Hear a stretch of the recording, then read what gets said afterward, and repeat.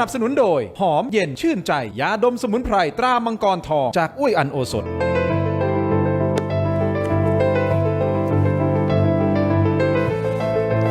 สวัสดีครับต้อนรับทุกท่านเข้าสู่รายการถกไม่เถียงนะครับประเด็นที่ผมจะถกวันนี้แน่นอนต่อเนื่องกันเรื่องของน้ำท่วมนะครับสถานการณ์อุทกภัยที่เกิดขึ้นที่ภาคใต้โดยเฉพาะในพื้นที่ของหาดใหญ่นะครับผู้ชมครับก็ถือว่าร้ายแรงอย่างนี้นะครับหาดใหญ่ก็ถือว่าเป็นอีกเมืองหนึ่งนะฮะเป็นอีกสถานที่หนึ่งที่มีการบริหารจัดการเรื่องของน้ำเนี่ยก็ค่อนข้างดีที่สุดในหนึ่งที่ของประเทศไทยนะครับเพราะเขาเจอทุกปีเขาก็จะรู้ว่าน้ำมาอย่างนี้เดี๋ยวมันก็ผ่านไปน้ำมาอย่างนี้เดี๋ยวมันก็ผ่านไปแต่ครั้งนี้มันแตกต่างครับมันแตกต่างฮะหนึ่งอาจจะเกินความคาดหมายนะฮะสองอาจจะเป็นเรื่องของการประเมินสถานการณ์ผิดพลาดหรือเปล่าแต่ที่สำคัญครับพอมันเกิดเหตุแล้วการบริหารจัดการสิครับอันนี้สำคัญกลายเป็นว่าเหล่าฮีโร่เป็นอาสาสมัครเป็นพี่ๆกู้ชีพพี่ๆกู้ภัยภาคประชาสังคมนี่ครับเข้ามาร่วมมือกันเพื่อที่จะช่วยให้สถานการณ์มันคลี่คลายแต่ในเวลาเดียวกันคำถามคำโตๆถูกตั้งเป้าไปที่การบริหารจัดการของภาครัฐรัฐบาลผู้นำท้องถิ่นปกครองส่วนท้องถิ่นต่างๆอันนี้ฮะต้องตอบคำถามคุณผู้ชมต้องตอบคำถามสังคมว่าที่ผ่านมาประเมินสถานการณ์ผิดพลาดไปใช่หรือไม่นี่คือมิติของการกู้ภัยที่เราต้องรวมใจเป็นหนึ่งเดียวกันนะครับแต่แน่นอนในเวลาเดียวกันเราก็คงต้องตั้งคำถามไปที่รัฐบาลเช่นเดียวกันว่าตกลงมันเกิดอะไรขึ้นกันแน่แล้วสิ่งที่จะเกิดขึ้นหลังจากนี้คุณผู้ชมครับคือเรื่องของการเก็บกวาดสร้างใหม่มันไม่ง่ายนะครับต้องใช้เวลาอีกนานนะฮะเรื่องของเยียวยาก็เช่นเดียวกันตัวเลขผู้เสียชีวิตวันนี้ผมรายงานไป85ตอนนี้มีตัวเลขล่าสุดเข้ามานี่100 กว่าเดี๋ยวจะมาติดตามกันนะครับขอแนะนำท่านแรกก่อนนะครับเป็นนักวิเคราะห์การเมืองอิสระและอดีตสสนครศรีธรรมราชนะครับคุณเทพไทยเสนพงศ์ครับสวัสดีคุณเทพ สวัสดีครับสวัสดีครับส่วนขวามือของผมครับผู้อำนวยการสถาบันวิเคราะห์การเมืองและนโยบายนะครับรองศาสตราจารย์ดร.ธนพรศรียางกูลครับสวัสดีครับ สวัสดีครับสวัสดีครับพี่ขอบคุณทั้งสองท่านต้องแนะนำด้วยว่านักศึกษาวปอ68อันนี้ตำแหน่งสำคัญนะตำแหน่งสำคัญใครก็เข้าได้ง่ายๆวิทยาลัยป้องกันราชอาณาจักรแต่ในเวลาแล้วเขามียามเฝ้าประตูอยู่จะเข้าไม่ง่ายก็ปลดมาแล้วไอ้ที่สำคัญคนอื่นไม่ปลดออกมาแล้วแล้วก็เข้ากลับไปได้อีกปลดมาก่อนหน้านี้ใช่แต่เข้าในรัฐบาลยุคนี้แต่การวิเคราะห์ก็เป็นกลางนะไม่แน่นะผมไม่เชื่อไปเป็นกลางไม่เข้าข้างใดทั้งสิ้นเรากำลังวิเคราะห์บนพื้นฐานข้อมูลข้อเท็จจริงว่ามันเกิดอะไรขึ้นอาจารย์ธนพรเราพูดกันตรงๆแต่คุณดูไม่มีปัญหาไม่มีปัญหาในน้ำนิ่งเนี่ยมันอาจจะมีน้ำวนอยู่ใต้นะคุณเราไม่รู้แต่ที่สำคัญคุณผู้ชมเราต้องยังส่งกำลังใจให้กับพ่อแม่พี่น้องชาวใต้นะครับคุณเทพไทยอาจารย์ธนพรคุณผู้ชมครับรวมถึงกู้ภัยกู้ชีพอาสาสมัครต่างๆศิลปินดาราที่ร่วมแรงร่วมใจกันทั้งประเทศในการส่งกำลังใจไปที่ภาคใต้ถามว่าเป็นเรื่องดีไหมดีแต่ในเวลาเดียวกันมันสะท้อนอะไรบางอย่างกับการบริหารจัดการสถานการณ์ของภาครัฐหรือไม่คุณผู้ชมวิกฤตไม่ต้องหรือไม่มั้งเขาได้คำตอบกันหมดแล้วผมขอให้คุณผู้ชมเป็นคนฟันธงนะครับแต่วิกฤตของรัฐบาลที่ต้องเจอกับปัญหาน้ำท่วมครั้งนี้ผมเอาเรื่องของมิติการเมืองก่อนนะครับคุณเทพไทยก่อนก็ได้ครับคุณเทพไทยมองว่ามันจะมีผลกระทบยังไงกับรัฐบาลชุดนี้ในตอนนี้กับการเลือกตั้งในครั้งหน้าครับคือมันมีผลต่อคะแนนนิยมของรัฐบาลอย่างปฏิเสธไม่ได้อยู่แล้วครับเพราะว่าเหตุการณ์ที่น้ำท่วมรอบนี้เนี่ยมันเป็นโอกาสไงมันเป็นโอกาสทางการเมืองจริงๆนะเพราะรู้อยู่แล้วเนี่ยว่า2-3 เดือนข้างหน้าเนี่ยเลือกตั้งอยู่แล้วครับแล้วก็ท้องถิ่นก็อบตรอบข้างเนี่ยก็เลือกตั้งมกรานี้อยู่แล้วครับน้ำท่วมรอบนี้เนี่ยบนความโชคร้ายของประชาชนก็มีความโชคดีก็คือว่านักการเมืองเสนอหน้าที่หรือภาษาอังกฤษที่คุณเรียกว่า present face เนี่ยเสนอหน้าเนี่ย present face เนี่ยเสนอหน้าใช่ไหมล่ะครับถูกไหมภาษาอังกฤษนั่นแหละเขาก็เสนอหน้าคุณก็เห็นนี่พอน้ำท่วมปั๊บใช่ไหมล่ะก็คุณทางคุณพอน้ำท่วมปั๊บคุณอนุทินไปก่อนเลยออกจากขอนแก่นกำลังให้นโยบายของกำนันผู้ใหญ่บ้านอยู่ครับก็ไปเลยคุณธรรมนัสกำลังตรวจราชการอยู่ที่สุรินทร์ครับก็ไปเลยนะครับเพราะฉะนั้นเราก็จะเห็นว่านักการเมืองก็ไปโชว์ตัวไปเสนอหน้าไปแสดง เขาเรียกอะไรความห่วงใยแก้ปัญหาแต่ว่าตอนนั้นเนี่ยไม่คาดคิดว่าน้ำมันจะเยอะไงคิดว่าน้ำก็ธรรมดาคุณอนุทินก็ไปปั๊บก็ไปฟังรายงานจากนายกเทศมนตรีนครหาดใหญ่นายกแป้งก็บอกว่าเอาอยู่เอาอยู่ไงฟังจากกรมชลประทานจากอะไรปั๊บเนี่ยเฮ้ยไม่มีปัญหาก็ไปพูดว่าเดี๋ยวน้ำท่วมคงจะแห้งละก็เดี๋ยวให้คน 9,000 คนก็ปรบมือดีใจไงพอกลับมาปั๊บคราวนี้แหละโอ้โหท่วมยิ่งกว่าอะไรอีกเพราะฉะนั้นพอท่วมอีกก็นายกก็ต้องแสดงความรับผิดชอบทำไงได้จากการที่จะเป็นผู้บัญชาการเหตุการณ์เองทั้งหมดเนี่ยนะกลับก็ไปตั้งผู้กองธรรมนัฐเราอาจจะคิดว่าน้ำท่วมก็คนที่ระบายน้ำก็คือกรมชลประทานผู้กองธรรมนัฐคุมกรมชลประทานก็ให้ผู้กองธรรมนัฐคือมองมิตินั้นมิตินั้นไงพอทำไปทำมาน้ำท่วมมากพอน้ำท่วมมากทหารก็ต้องช่วยต้องใช้อุปกรณ์โน่นนี่นั่นทำยังไงก็มาตั้งกรรมการสจฉุกเฉินขึ้นมาอีกไงแล้วก็ให้ผบสูงสุดพลเอกพรกฉุกเฉินใช้พรกฉุกเฉินให้พลเอกอุกฤษคุมเพราะหวังอะไรเพราะหวังว่าเดี๋ยวก็คงจะสั่งกองทัพเรือกองทัพบกกองทัพอากาศใช่ไหมล่ะเรือจักรีนฤเบศก็ลอยลำมาเพื่อที่จะช่วยอยู่แล้วไงทำจริงๆหน้าที่นี้เนี่ยนี่นะให้อาจารย์ธนพรวิเคราะห์ก็ได้ว่าหน้าที่นี้เป็นหน้าที่ของคุณอนุทินโดยตรงเพราะเป็นนายกควบรัฐมนตรีมหาดไทยคุมปภใช้กฎหมายพรบพปก็ได้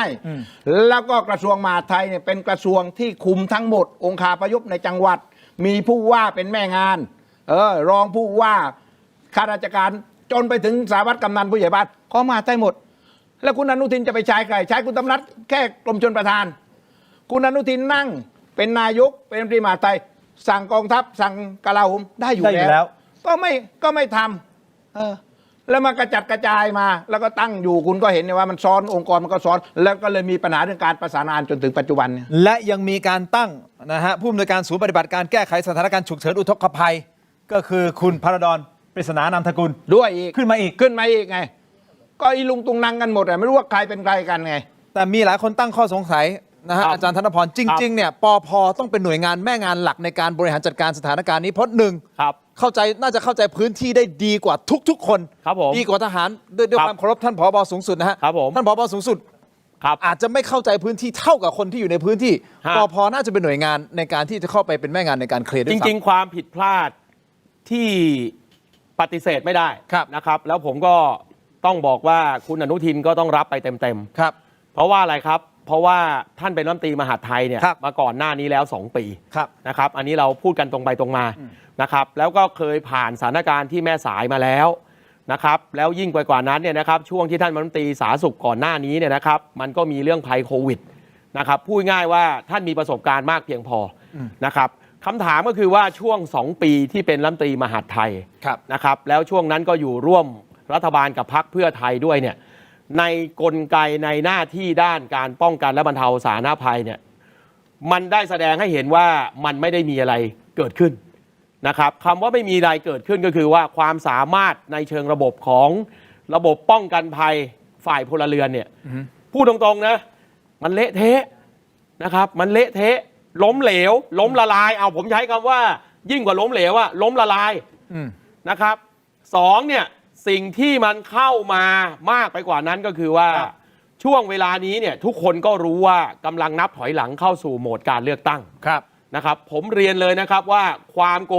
กลาหลเนี่ยมันก็เลยเกิดจากบรรดารัฐมนตรีร่วมรัฐบาลนี่แหละนะครับพอแผนป้องกันและบรรเทาสาธารณภัยนะครับซึ่งท่านนายกเนี่ยเซตมา2 ปีแล้วเนี่ยมันเซตไม่ได้คราวนี้ก็เสร็จสิฮะรัฐมนตรีทุกคนในพื้นที่เลือกตั้งโดยเฉพาะอย่างยิ่งจังหวัดสงขลาเนี่ยทุกคนก็ส่งผู้สมัครทั้งนั้นน่ะไม่ว่าจะขั้วค่ายไหนน่ะคราวนี้คนที่เป็นรัฐบาลอยู่ก็สั่งลูกน้องตัวเองใช่ไหมครับกระทรวงกูมีลูกน้องอยู่ในพื้นที่กูก็สั่งนะครับกระทรวงกูมีลูกน้องอยู่ในพื้นที่กูก็สั่งทุกคนก็รอฟังแต่เจ้านายตัวเองหมดพอทุกคนรอฟังเจ้านายตัวเองหมดคราวนี้ก็สับสนโอลหม่านแล้วครับต่างกระทรวงก็ต่างสั่งนะครับเพราะฉะนั้นแล้วเนี่ยไอ้ช่วงที่น้ำท่วมพีคเนี่ย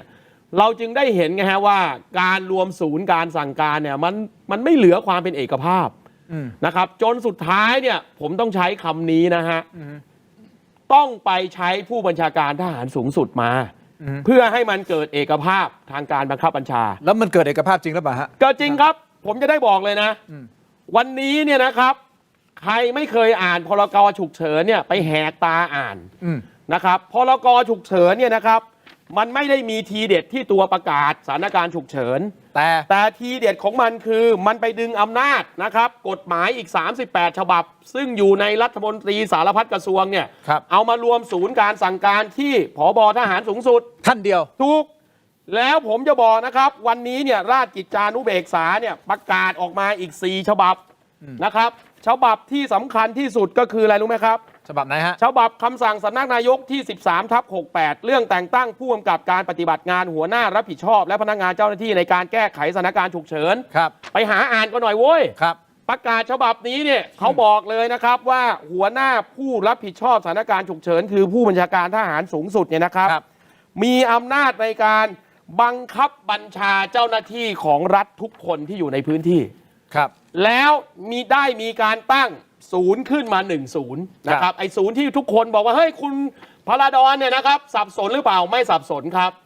โมเดลนี้เป็นโมเดลปกติสมัยลุงตู่นะครับก็ตั้งศูนย์โควิดตอนนั้นพลเอกณัฐพลนาคพาณิชย์เป็นผอ.ศูนย์ครับสมัยคุณสุเทพนะครับเป็นรองนายกสมัยนายกอภิสิทธิ์ตอนนั้นเสื้อแดงก็มีคุณสุเทพเทือกสุบรรณเป็นผอ.ศูนย์เรียกว่าสอช.นะครับอันนี้มันเป็นโครงสร้างตามกฎหมายส่วนผบ.ทหารสูงสุดเนี่ยเขาเรียกว่าศูนย์ปฏิบัติการส่วนหน้าคือที่ผมเอามาพูดเนี่ยนะครับเพราะผมจะบอกว่า1คุณอนุทินช้าจริงนะครับแต่ตอนนี้นะครับเอกภาพการบังคับบัญชาเนี่ยผมว่าตามราชกิจจานุเบกษาครับวันนี้ใครขัดคำสั่งพลเอกอุกฤษนะครับดำเนินคดีทุกคนเพราะในคำสั่งนี้บอกท่านเบอร์ 1ในสถานการณ์นี้แล้วพลเอกอุกฤษฟังนายกคนเดียวคนอื่นอย่าเสือกอันนี้ผมพูดง่ายๆอย่างนั้นเลยนะครับอย่าเสือกครับใจเย็นฮะราชกิจจานะครับคำสั่งที่ 12/2568 บอกเลยครับว่าองค์ประกอบของหน่วยพิเศษนี้มีใครบ้างโอเค1คุณพลาดอน2ผบ.สูงสุดผบ.ทบ.นะครับปลัดกระทรวงนั้นกระทรวงนี้นะครับเอาเป็นว่าผมอ่านยังไงเนี่ยก็ไม่เห็นปลัดกระทรวงเกษตรและสหกรณ์นะครับผมจะบอกว่ากรุณาไปแหกตาอ่านราชกิจจานุเบกษาเพราะนี่มันคืออะไรครับเจ้าหน้าที่ของรัฐเนี่ยนะครับเขาจะทำอะไรเนี่ยมันต้องมีคำสั่งมอบหมายหน้าที่แบบนี้นะครับและผมบอกไว้ก่อนเลยว่าแต่การที่เหตุการณ์มันมาถึงต้องใช้คำสั่งฉบับนี้เนี่ยคุณอนุทินต้องรับผิดชอบจริงๆนะครับเพราะอะไรครับผมย้ำนะท่านเป็นรัฐมนตรีมหาดไทยมา2 ปีนะครับเพราะฉะนั้นมันแสดงให้เห็นว่าตลอด2 ปีที่ผ่านมาเนี่ยมันไม่มีอะไรเลยนะครับในเรื่องของการป้องกันและบรรเทาสาธารณภัยในความรับผิดชอบของกระทรวงมหาดไทยนะครับคือที่อาจารย์จ้าพูดเนี่ยโดยหลักการเนี่ยถูกต้องแล้วแต่ว่าหลักการนี้มันปฏิบัติต่อผู้กองธรรมนัฐไม่ได้ชี้เป้าไปที่ผู้กองธรรมนัฐเลยก็ผู้กองธรรมนัฐพูดเองว่าต้องฟังผม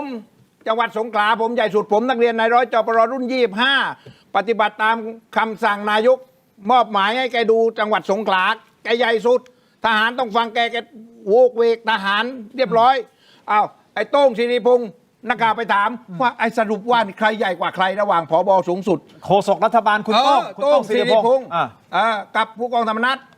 โต้งศิริพงศ์ก็ตอบแบบอาจารย์จะว่าแหละผู้มีอำนาจสูงสุดคือพลเอกอุกฤษบุญตานนท์ธรรมนัฐเป็นแค่จารีธรรมนัฐแกบอกอะไรจารีอะไรแกคุมเองคือปัญหาแล้วตอนนี้มันก็มันงงสิครับนั่นตกลงฟังใครกันแน่คือปัญหามันมีการเมืองซ้อนคุณเข้าใจว่าจังหวัดสงขลาเนี่ยมันเป็นจังหวัดที่ชิงกันระหว่างพรรคภูมิใจไทยกับพรรคกล้าทำแล้วคุณไปดูดิสสที่ไปหาเสียง8-9 คนที่ไปช่วยชาวบ้านนะไม่มีใครใส่เสื้อพรรคเดิมแม้แต่คนเดียวนะไม่มีป้ายชื่อพรรคเดิมแม้แต่คนเดียวเพราะมันจะย้ายพรรคกันเดี๋ยวถ้าคุณเทพไทยนักวิเคราะห์การเมืองอิสระนี่นะครับพูดมาขนาดนี้มันคือการแข่งขันของพรรคการเมืองในพื้นชิงความได้เปรียบในพื้นที่เหรอฮะซ้อนกันไงซ้อนกันเดี๋ยวก่อนนะฮะผมตัดเรื่องการเมืองนี้ออกแล้วประชาชนอยู่ในสมการตรงไหนล่ะครับถ้ามันเป็นการชิงพื้นที่กันระหว่างพรรคการเมืองเพื่อความได้เปรียบก็ประชาชนแล้วประชาชนที่รอความช่วยเหลือนะตอนนี้ครับตอนนี้ก็รอไง ก็รอให้นักการเมืองมาช่วยไงให้รอนักการเมืองแข่งขันกันมาช่วยวันคุณจะเห็นเนี่ยนักการเมืองบางคนก็เอาคอนวอยมาคุณก็เห็นไหมล่ะที่เป็นคลิปอ่ะคอนวอยแล้วก็เปิดโบกธงเหมือนกับแข่งแรลลี่อ่ะแต่ว่าไม่มีชื่อพรรคนะคือถ้าหากว่าใช้ชื่อพรรคใหม่เนี่ยมันก็จะผิดจริยธรรมถ้าใช้ชื่อพรรคเก่าก็กลัวพรรคเก่าจะได้คะแนนก็ทำกันในนามส่วนตัวการที่ผู้กองธรรมนัฐแกดูดไปหลายคนนี่ในจังหวัดนี้แกก็ต้องขยับไงลูกน้องแกแบบว่าแหละแบบท่านอาจารย์จ้าว่าแหละแกก็หาเสียงลูกน้องแล้วก็พรรคภูมิใจไทยของคุณอนุทินก็ดูดเข้าไปตั้งเยอะแยะแกก็ต้องหาเสียงให้ลูกน้องแกเนี่ยก็เป็นธรรมดาทางการเมืองพรรคแต่ละพรรคก็แข่งกันตอนนี้ประชาชนไม่เอาแล้วนะประชาชนจะเอาพรรคของผมแล้วพรรคอะไรพรรคของคุณพรรคกู้ภัยของเทพไทยไข่กระดกมันเสียงสะท้อนออกมาจากสังคมบอกว่าเลือกตั้งครั้งต่อไปเขาจะเลือกพรรคกู้ภัยจริงๆผมเสริมนิดนึงได้ไหม นิดเดียวสั้นๆความชัดเจนนะครับคือราชกิจจานะครับวันนี้ข้อกำหนดนะครับประกาศวันนี้นะครับไปหาแหกตาอ่านกันบ้างหาอ่านก็พอหาแหกตาด้วยครับข้อสุดท้ายนะครับอันนี้ผมบอกเลยนะครับใครนะครับข้อ7เขาบอกว่าไงผู้ใดฝ่าฝืนหรือไม่ปฏิบัติตามข้อกำหนดคำสั่งหลักเกณฑ์เงื่อนไขที่หัวหน้าผู้รับผิดชอบสถานการณ์ฉุกเฉินได้สั่งหรือกำหนดขึ้นต้องรับโทษใช้คำว่าต้องนะครับตามมาตรา18แห่งพระราชกำหนดบริหารราชการในสถานการณ์ฉุกเฉินผมจะบอกว่าเพราะนั้นวันนี้นะครับพี่น้องประชาชนทุกคนเจ้าหน้าที่ตำรวจทุกคนนะครับเห็นใครสะเอะเข้ามานะครับแล้วทำให้เกิดความเหลื่อมล้ำในการช่วยเหลือเช่นนะครับไปแฮปถุงยังชีพไปแจกแต่พักพวกตัวเองนะครับไปเคลื่อนไปทำอะไรก็แล้วแต่ที่มันไม่ได้เป็นไปตามระบบระเบียบและทำให้เกิดความรู้สึกว่าเอ้ยทำไมกลุ่มนี้ฝ่ายนี้แหมอะไรก็ได้ไปหมดทำไมชุมชนฉันขอโทษนะรอตั้งนานไม่เคยได้โทษไม่เคยได้อะไรเลยกรุณาไปแจ้งความได้แล้วครับโอเคแล้วผู้บัญชาการตำรวจแห่งชาตินะครับในฐานะเจ้าพนักงานตามประมวลกฎหมายอาญาทั่วราชอาณาจักรนะครับบอกพนักงานสอบสวนเตรียมรับแจ้งความเลยนะครับไม่มีใครอยู่เหนือกฎหมายนะครับไม่ว่าขอโทษนะครับมึงจะใหญ่ขนาดไหนก็ต้องอยู่ภายใต้กฎหมายนะครับเพราะวันนี้เนี่ยอย่าเอาความตายของประชาชนมาเป็นที่ทำคอนเทนต์นะครับเพราะว่าท่านได้ทำคอนเทนต์มาเยอะแล้วอย่างนี้นะฮะอาจารย์พูดถึงตำรวจเนี่ยตำรวจก็เป็นประเด็นขึ้นมาเหมือนกันนะฮะล่าสุดมีการสั่งย้ายผู้กำกับด้วยนะครับในพื้นที่นะฮะมันจะไปเกี่ยวข้องกับพื้นที่เขต8หรือเปล่าตอนนี้มีข้อมูลเกี่ยวกับเขต8เนี่ยออกมาเยอะเหลือเกินนะฮะเดี๋ยวให้ทั้งสองท่านได้วิเคราะห์นะครับแต่ประเด็นที่มีการวิพากษ์วิจารณ์กันอย่างหนักก็คือมีประกาศออกมานะคุณผู้ชมครับอรมนภาค4ส่วนหน้าขอความร่วมมือเจ้าของรถยนต์ที่กีดขวางการจราจรในพื้นที่อำเภอหาดใหญ่ย้ายรถไปจุดอื่นเนื่องจากทีมกู้ภัยไม่สามารถเข้าพื้นที่ปฏิบัติภารกิจได้ลงวันที่27พฤศจิกายนปี2568โอ้โหทัวร์ลงยับคุณผู้ชมฮะเดี๋ยวพักสักครู่ช่วงหน้ากลับมาวิเคราะห์กันต่อถกไม่เถียงสักครู่เดียวครับ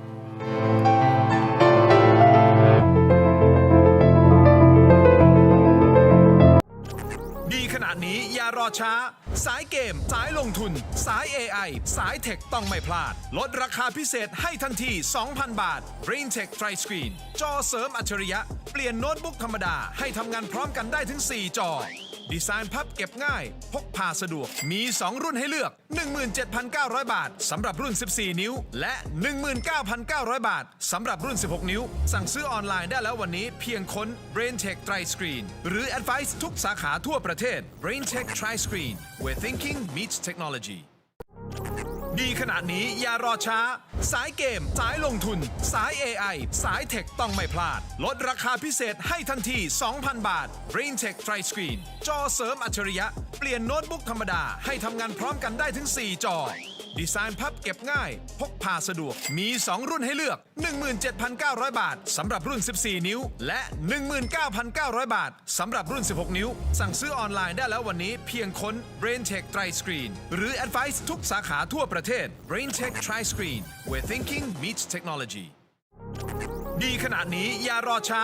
สายเกมสายลงทุนสาย AI สายเทคต้องไม่พลาดลดราคาพิเศษให้ทันที 2,000 บาท BrainTech Tri Screen จอเสริมอัจฉริยะเปลี่ยนโน้ตบุ๊กธรรมดาให้ทำงานพร้อมกันได้ถึง 4 จอ ดีไซน์พับเก็บง่ายพกพาสะดวกมี 2 รุ่นให้เลือก 17,900 บาทสำหรับรุ่น 14 นิ้วและ 19,900 บาทสำหรับรุ่น 16 นิ้วสั่งซื้อออนไลน์ได้แล้ววันนี้เพียงค้น BrainTech Tri Screen หรือ Advice ทุกสาขาทั่วประเทศ BrainTech Tri Screen where thinking meets technologyดีขนาดนี้อย่ารอช้า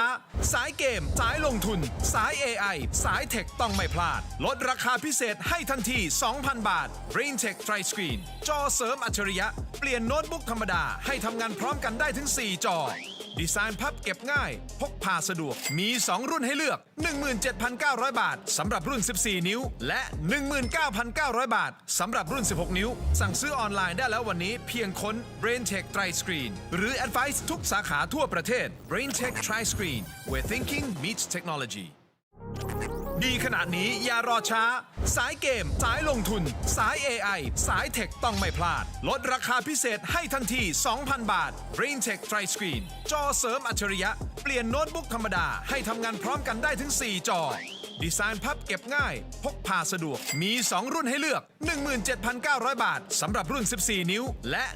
19,900 บาทสำหรับรุ่น 16 นิ้วสั่งซื้อออนไลน์ได้แล้ววันนี้เพียงค้น BrainTech Tri Screen หรือ Advice ทุกสาขาทั่วประเทศ BrainTech Tri Screen where thinking meets technology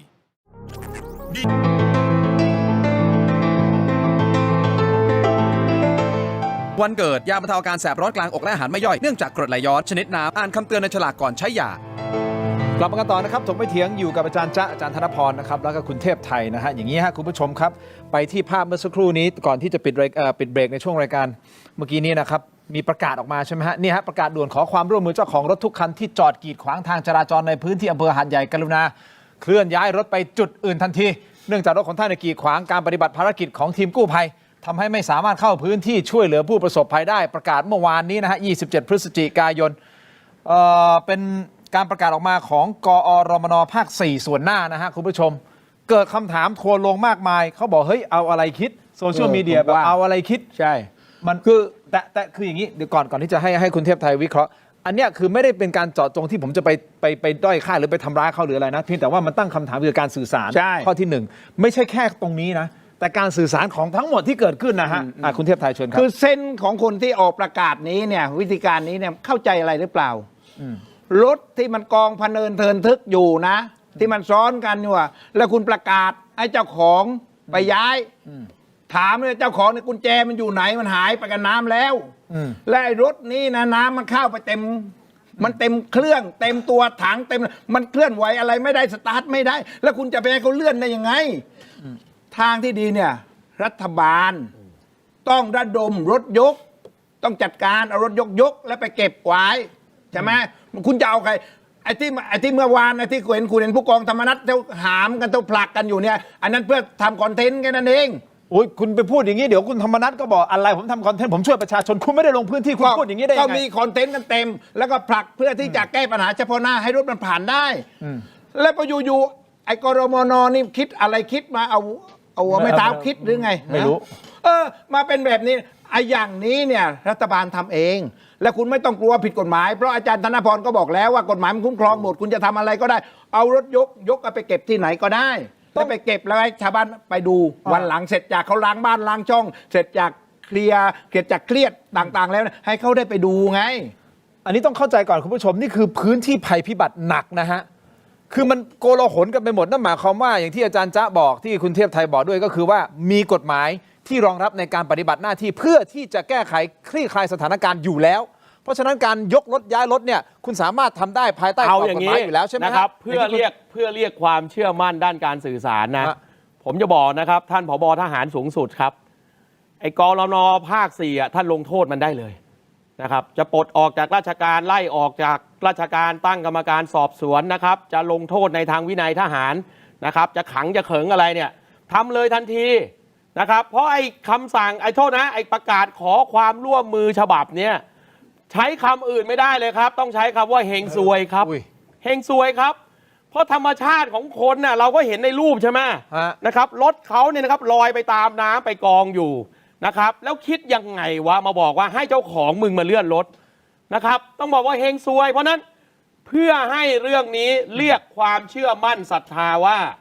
ศูนย์ปฏิบัติการส่วนหน้าเนี่ยนะครับ เข้าใจสถานการณ์ปัญหาจับไอ้พวกนี้เนี่ยนะครับ เอามาลงโทษทางวินัยก่อนนะครับ คนพวกนี้นะครับจะได้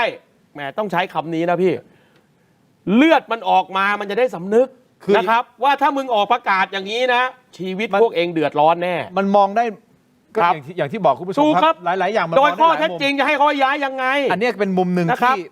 ที่อาจจะสะท้อน ครับ กลับมาว่าคุณ ครับ เข้าใจสถานการณ์จริงหรือเปล่า ถูก คุณเข้าใจสถานการณ์ที่เกิดขึ้นในพื้นที่ ถูก จริงหรือเปล่า ถูก ถ้าไม่งั้นถ้าคุณเข้าใจ แล้วผ คุณ ม จะ บ มา อ อก อกส ให้ ถาน นะ การณ์แบบนี้ได้ยัง ผ ไง มเสริมพี่คึกต่อนะ ครับ นอกจากรถยกแล้วเนี่ยนะครับ น้องๆ นักเรียนอาชีวศึกษาอะไรต่างๆเนี่ยผมเชื่อว่าจิตอาสาของเราทั้งประเทศเนี่ยในการระดมพลช่างซ่อมเครื่องยนต์เนี่ยเพื่อเฉพาะกิจรัฐบาลก็ออกค่าใช้จ่ายให้เขานิดนึง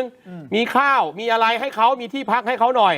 แล้วก็ระดมช่วยกันเนี่ยผมว่าวันเดียวมันก็เสร็จ เห็นไหมเอา นะครับ อาจารย์ผมเสนอ อั อั นเนี้ยผมต้องใช้คำนี้เลยนะพี่ โอเค ใช้คำรัฐบาลว่าเฮงซวย โอเค ไม่เอาอี ครั ก บ ผมเสนอเลยเรื่องนี้นะครับ เพื่อรัฐบาลฟังเพื่อคุณอนุทิน ครั ฟั บ งนะ ยังไง ผมคิดว่ารัฐบาลนะยกรถนี้ แล้วก็ไปแยกจำแนกรถมีไม่กี่ยี่ห้อหรอก ถูก แล้วคุณก็พาไปถ้าอีซูซุไปที่ไว้ที่โชว์รูมอีซูซุไว้ที่ ถูก โรงงานอีซูซุแล้วก็โตโยต้าไปโตโยต้าแล้วรัฐบาลประสานงานกับ ใช่ ศูนย์บริษัทนี้ ระดม ว่าซ่อม ช่าง หน่อยระดมช่างซ่อม แล้วรัฐบาลจ่ายให้บ้าง ดูแลบ้างเอาประกันบ้างดีกว่าให้ชาวบ้านไปซ่อมเอง เพราะบริษัทรถเหล่านี้เขาอยากช่วยอยู่แล้วเขามีจิตอาสาเขาอยากจะช่วย รัฐบาลประสานงาน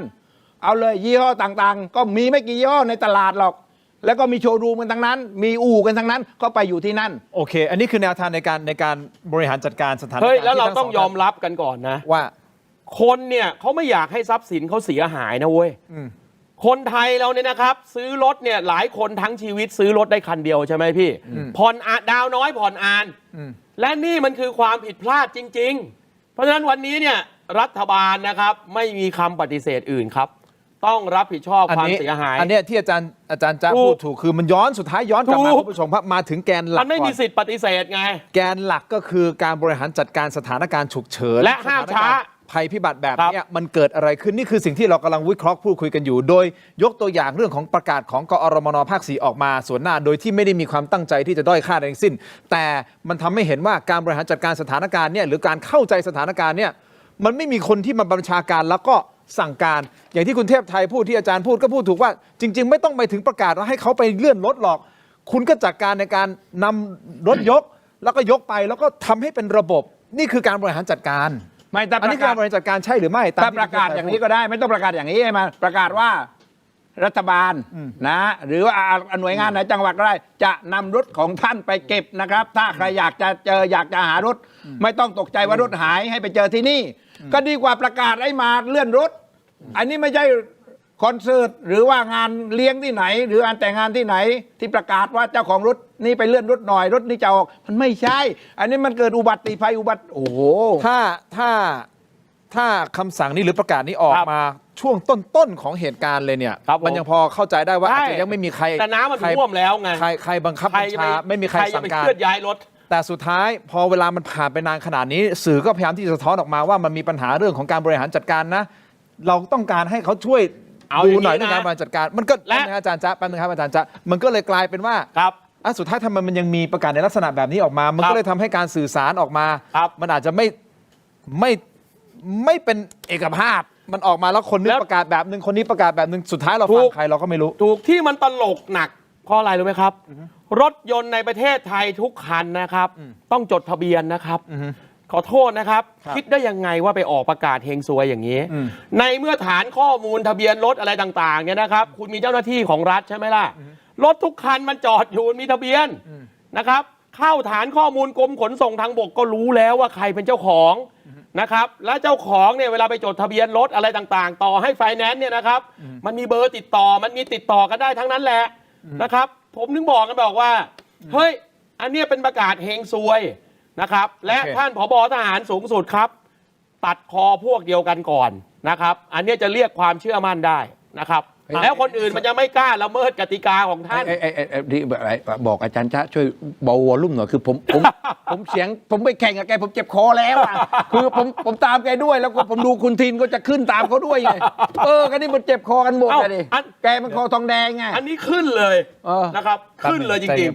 ผมเข้าใจแต่วันนี้เราอยากจะให้มันถกกันด้วยข้อมูล ครับ นะครับไม่เถียงกันด้วยอารมณ์ นี่ไงข้อมูล นะคบ จริงๆ เข้าใจครับ ๆ เข้า ผม ใจ เลย ว่า จัดมาเต็มเลยเนี่ยราชกิจจานุเบกษาเนี่ย ปิดวอลลุ่มเบาเสียงหน่อย คือเหตุการณ์นี้มันเกิดขึ้นตั้งแต่วันที่ 21 22 แล้ว ใช่ คือจริงๆรู้ก่อนหน้านั้นเดือนซ้ำ ถูก 22วันนี้วันที่ 28 แล้ว ถูก ต้องไหมครับเราก็อยากจะเห็นการเป็นการสั่งการที่เป็นซิงเกิลคอมมานด์ถูกต้องไหมฮะซิงเกิลคอมมานด์ที่ลงมาที่สั่งการแล้วก็บริหารจัดการสถานการณ์ได้อย่างเบ็ดเสร็จ ครับ อย่างถูกต้องนะฮะคุณผู้ชมครับเอาอย่างนี้ผมขอพักเรื่องนี้ผมขอไปอีกประเด็นหนึ่งแล้วกัน ประเด็นที่มีการวิพากษ์วิจารณ์ หยุดหายใจหน่อย อี หยุดหายใจหน่อย กข้อหนึ่งเหมือนกัน ว่าคนตั้งข้อสังเกตว่าอาจจะเป็นอีกจุดหนึ่งหรือเปล่าที่ทำให้ชาวบ้านเนี่ยเขาไว้วางใจสถานการณ์แล้วก็ไม่ได้คิดว่ามันจะเกิดการน้ำท่วมหนักขนาดนี้ก็คือการสื่อสารเช่นเดียวกันของท้องถิ่นผมถึงบอกว่าการสื่อสารมันสำคัญ การสื่อสารของท้องถิ่นโดยเฉพาะท่านนายกเทศมนตรีนครหาดใหญ่นะฮะที่ท่านออกมาสื่อสารแล้วเราเปิดคลิปไปก่อนหน้านี้นายกแป้นนะครับ ที่ออกมาบอกว่าเอาอยู่น้ำไม่มีปัญหาจนนำมาสู่วิกฤตครั้งนี้หรือเปล่า ท่านออกมาพูดแล้วนะหลังจากที่หายไปนานแล้วนะครับ เราก็พยายามจะตามตัวท่าน แต่ตอนนี้ท่านออกมาให้สัมภาษณ์แล้วกับพี่สรยุทธ์ ครับ เดี๋ยวมาฟังนะครับ ว่าท่านจะอธิบายยังไง ว่าทำไมวันนั้นท่านถึงบอกว่า เอาอยู่ เดี๋ยวน้ำก็ลดไม่ท่วมแน่พักสักครู่ครับ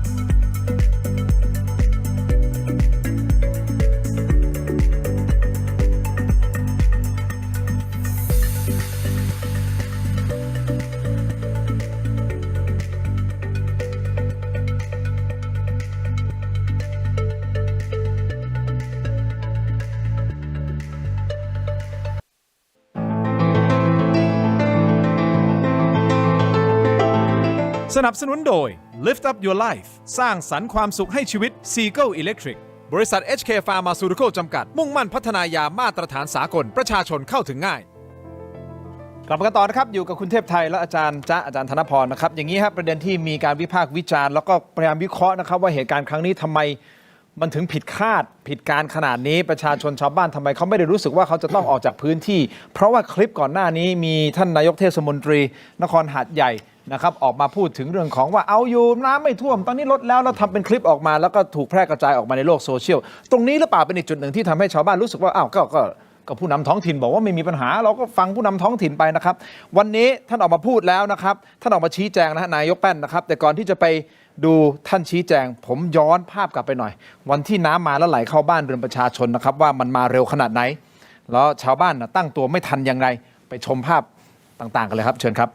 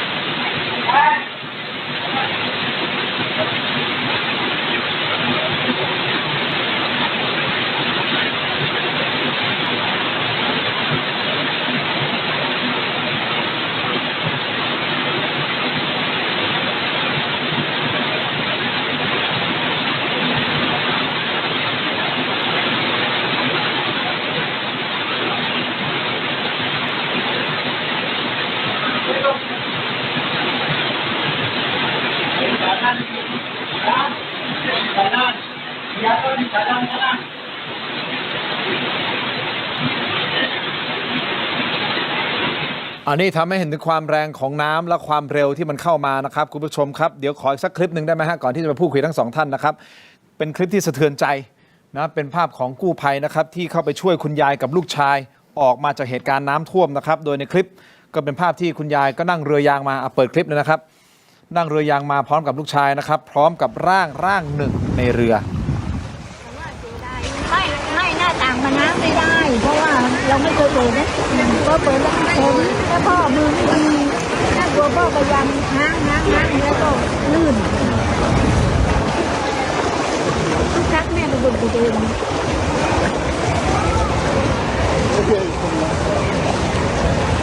เกี่ยวมือไหม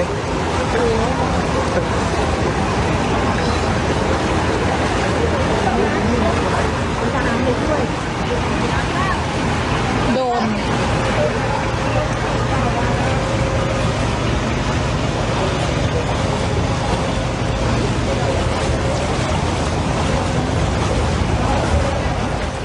คุณผู้ชมครับเรื่องราวนี้นะครับถูกโพสต์บน Facebook ของคุณฟ้าใสนะครับสิริรัตน์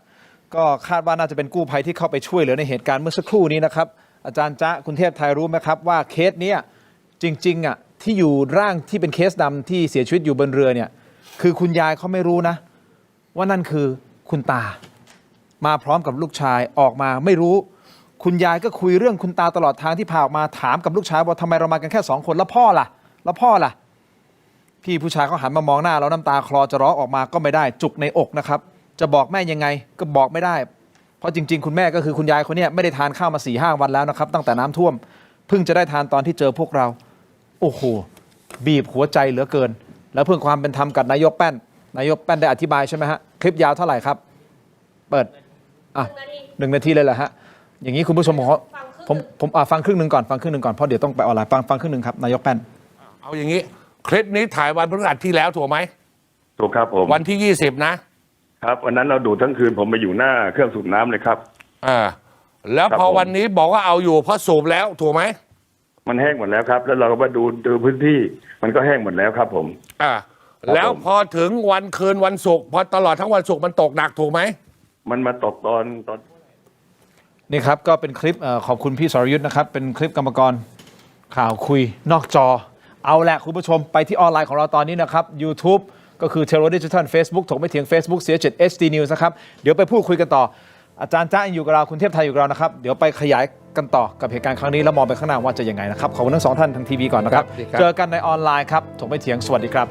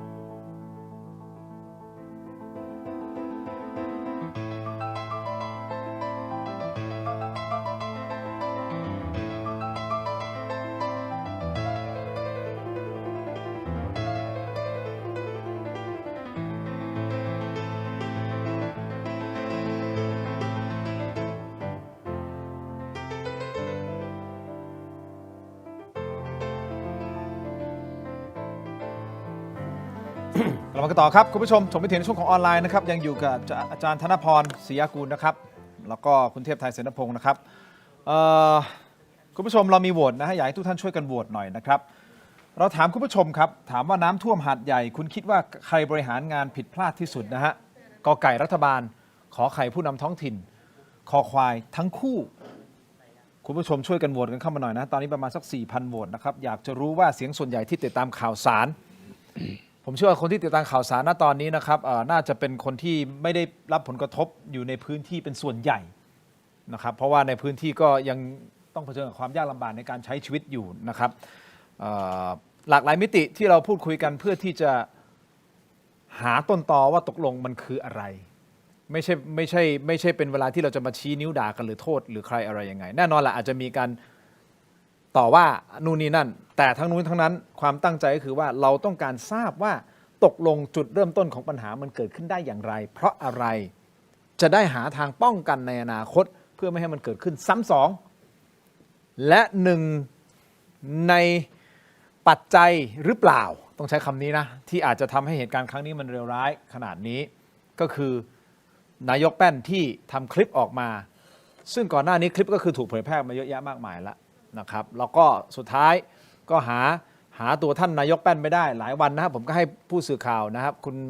คุณต๋อมช่วยประสานหาท่านนายกมาเพื่อที่จะสอบถามท่านให้ความเป็นธรรมกับท่านว่าทำไมท่านถึงทำคลิปวันนั้นบอกว่าเอาอยู่ไม่มีปัญหาอะไร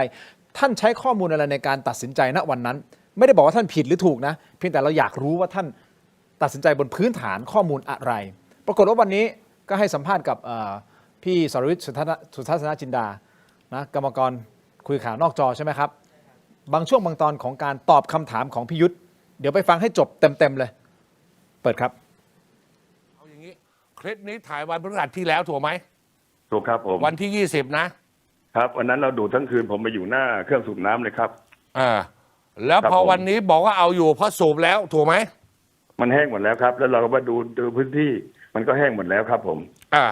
แล้วพอถึงวันคืนวันศุกร์พอตลอดทั้งวันศุกร์มันตกหนักถูกไหมมันมาตกตอนค่ำครับตกหนักตอนเย็นตกหนักแล้วก็ดูสถานการณ์ไม่ดีผมก็เรียนท่านผู้ว่าขอเปิดธงแดงเพราะน้ำทุกครั้งเนี่ยมันจะมาจากสะเดาครับแต่เที่ยวนี้มันมาจากคอหง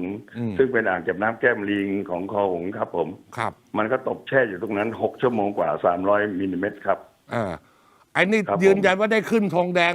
ช่วง2 ทุ่มของวันศุกร์ถูกไหมครับตอนนั้นน้ำยังไม่ทันขึ้นในเมืองครับแต่น้ำมันหนักครับขึ้นธงแดงแล้ววันศุกร์ครับแล้วทำไมมันคนเห็นธงเขียวก็มันไม่รู้เกิดอะไรขึ้นครับผมก็ไม่เข้าใจเป็นธงเขียวไหนเราประกาศธงแดงแล้วมันจะมีฟอร์บอร์ดแคสของปภจะรายงานตลอดทางโทรศัพท์ครับนะครับนี่ท่านอธิบายแบบนี้ก็ท่านยืนยันว่าขึ้นธงแดงแล้วตั้งแต่วันที่21ช่วงประมาณสัก2 ทุ่มพอเริ่มตกหนักแล้ว2 ทุ่มที่ขึ้นธงแดงคนเข้าบ้านกันหมดแล้วยังแล้วใครจะเห็นธงแดงโดยหลักแล้วนะธงแดงก็มีแล้วหัวค่ำแต่ว่าคนส่วนใหญ่ก็เข้าบ้านแล้ว2 ทุ่มคือถ้าหากว่าคุณดูนายกแป้นพูดนายกแป้นคือเขาพูดก่อนคุณสรยุทธ์เมื่อคืนเขาพูดคุณกิติสิงหาปัตย์เขาบอกว่าเขาเข้ามา4 เดือนพบประมาณมีเรืออยู่5 ลำเขาก็เลยช่วยใครไม่ได้ผมเขาบอกว่านายกเทศมนตรีเขาไม่ให้พายเรือไปขนคนมาอพยพนายกเทศมนตรีคือผู้จัดการเมืองคุณมีหน้าที่ประสานหน่วยงานต่างๆให้มาช่วยไม่ใช่ว่าคุณเป็น4 เดือนแล้วคุณไม่รู้จักใครคุณเคยเป็นรองผู้ว่าเป็นปลัดจังหวัดเครือข่ายคุณเยอะแยะคุณก็ประสานดิคุยกับผู้ว่าประสานหน่วยงานต่างๆเพื่อคุณหน้าที่ประสานไม่ใช่หน้าที่ไปขนคนแกบอกแกขนคนได้มา300 คนมาอยู่ที่พักอาศัยที่ศูนย์อพยพมันไม่ใช่คือปัญหาของแกเนี่ยแกพูดในคลิปว่าแกเอาอยู่เนี่ยผมบอกเตือนไว้นะคนที่ดูทีวีนะไม่ว่านักการเมืองไหนนะคำว่าเอาอยู่คุณอย่าพูดเด็ดขาดเป็นคำแสลงพูดแล้วมีอันเป็นไปทุกคนโดยเฉพาะอย่างยิ่งผู้บริหารคุณดูกี่คนแล้วเอาอยู่เนี่ยเจ๊งทุกคนเพราะฉะนั้นคุณเป็นนายกเทศมนตรีเนี่ยคุณมีหน้าที่ประสานงานช่วยเหลือชาวบ้านคือธงแดงขึ้น2 ทุ่มนั่นหมายความว่าเขาต้องเป็นเดือดร้อนในการที่จะประสานทุกลูกน้องทุกคนประสานออกมาเฮ้ยประกาศเคาะประตูเสียงตามสายทุกอย่างออกมาแล้วใช่ไหมต้องเป็นอย่างนั้นใช่ไหมแล้วพอจากธงเขียวไปธงแดงนี่สิผมรู้อีกนะ จากธงเขียวเป็นธงแดงไม่มีธงเหลืองก็แล้วกันอะ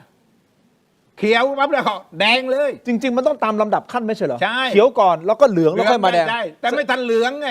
อ่ะก็ มันมาแล้วไง ไม่ดิแสดงว่าคุณไม่ได้มอนิเตอร์ใกล้ชิดจนขึ้นธงเหลืองก่อนแล้วค่อยมาแดงเหรอฮะหรือยังไงผมไม่เข้าใจ ก็อาจจะว่ามันมาจนจุกระหุกแล้วไง อ๋อ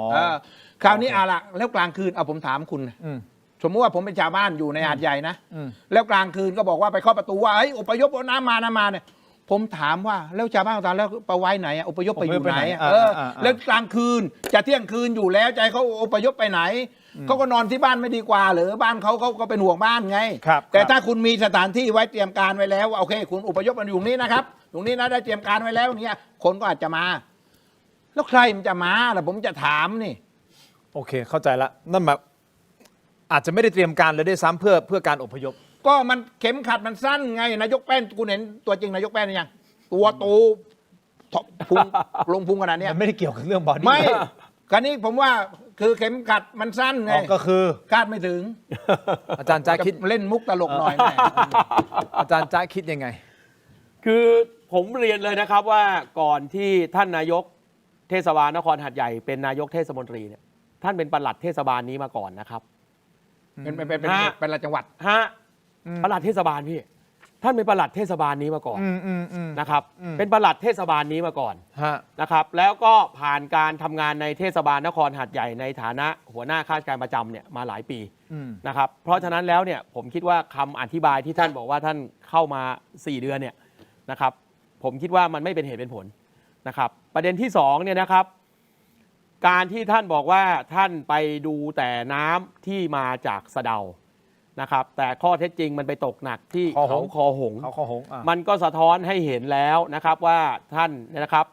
ละเลยนะครับในการใช้ข้อมูลนะครับทุกอย่างเท่าที่จำเป็นในการตัดสินใจนะครับเพราะนั้นอันเนี้ยคือท่านพูดเองนะไม่ใช่ผมพูดนะครับอันนี้เพราะฉะนั้นแล้วเนี่ยก็ต้องบอกว่าท่านก็ต้องรับผิดชอบในทางการเมืองนะครับซึ่งก็มีอยู่2แบบนะครับแบบที่1นะครับพูดตรงๆนะก็ต้องลาออกจากตำแหน่งนะครับแล้วก็ให้พี่น้องประชาชนชาวหาดใหญ่ไปตัดสินท่านนะครับถ้าเขายังเชื่อมั่นในฝีมือท่านอยู่นะครับหรือว่าช่วงที่ท่านต้องไปหาเสียงแล้วท่านจะไปมีเหตุผลอะไรไปอธิบายกับพี่น้องประชาชนชาวเทศบาลนครหาดใหญ่ท่านก็ได้รับความไว้วางใจกลับมาอีกรอบหนึ่งนะครับแต่ถ้าพี่น้องประชาชนเขาบอกว่าเฮ้ย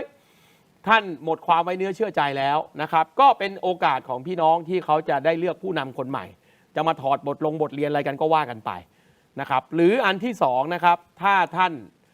ยังแสดงสปิริตตรงนี้ช้าเกินไปนะครับช่วงนี้เขาอาจจะบอกช่วงนี้จะบิ๊กคิดนิ่งกันก่อนอะไรกันก่อนผมเข้าใจ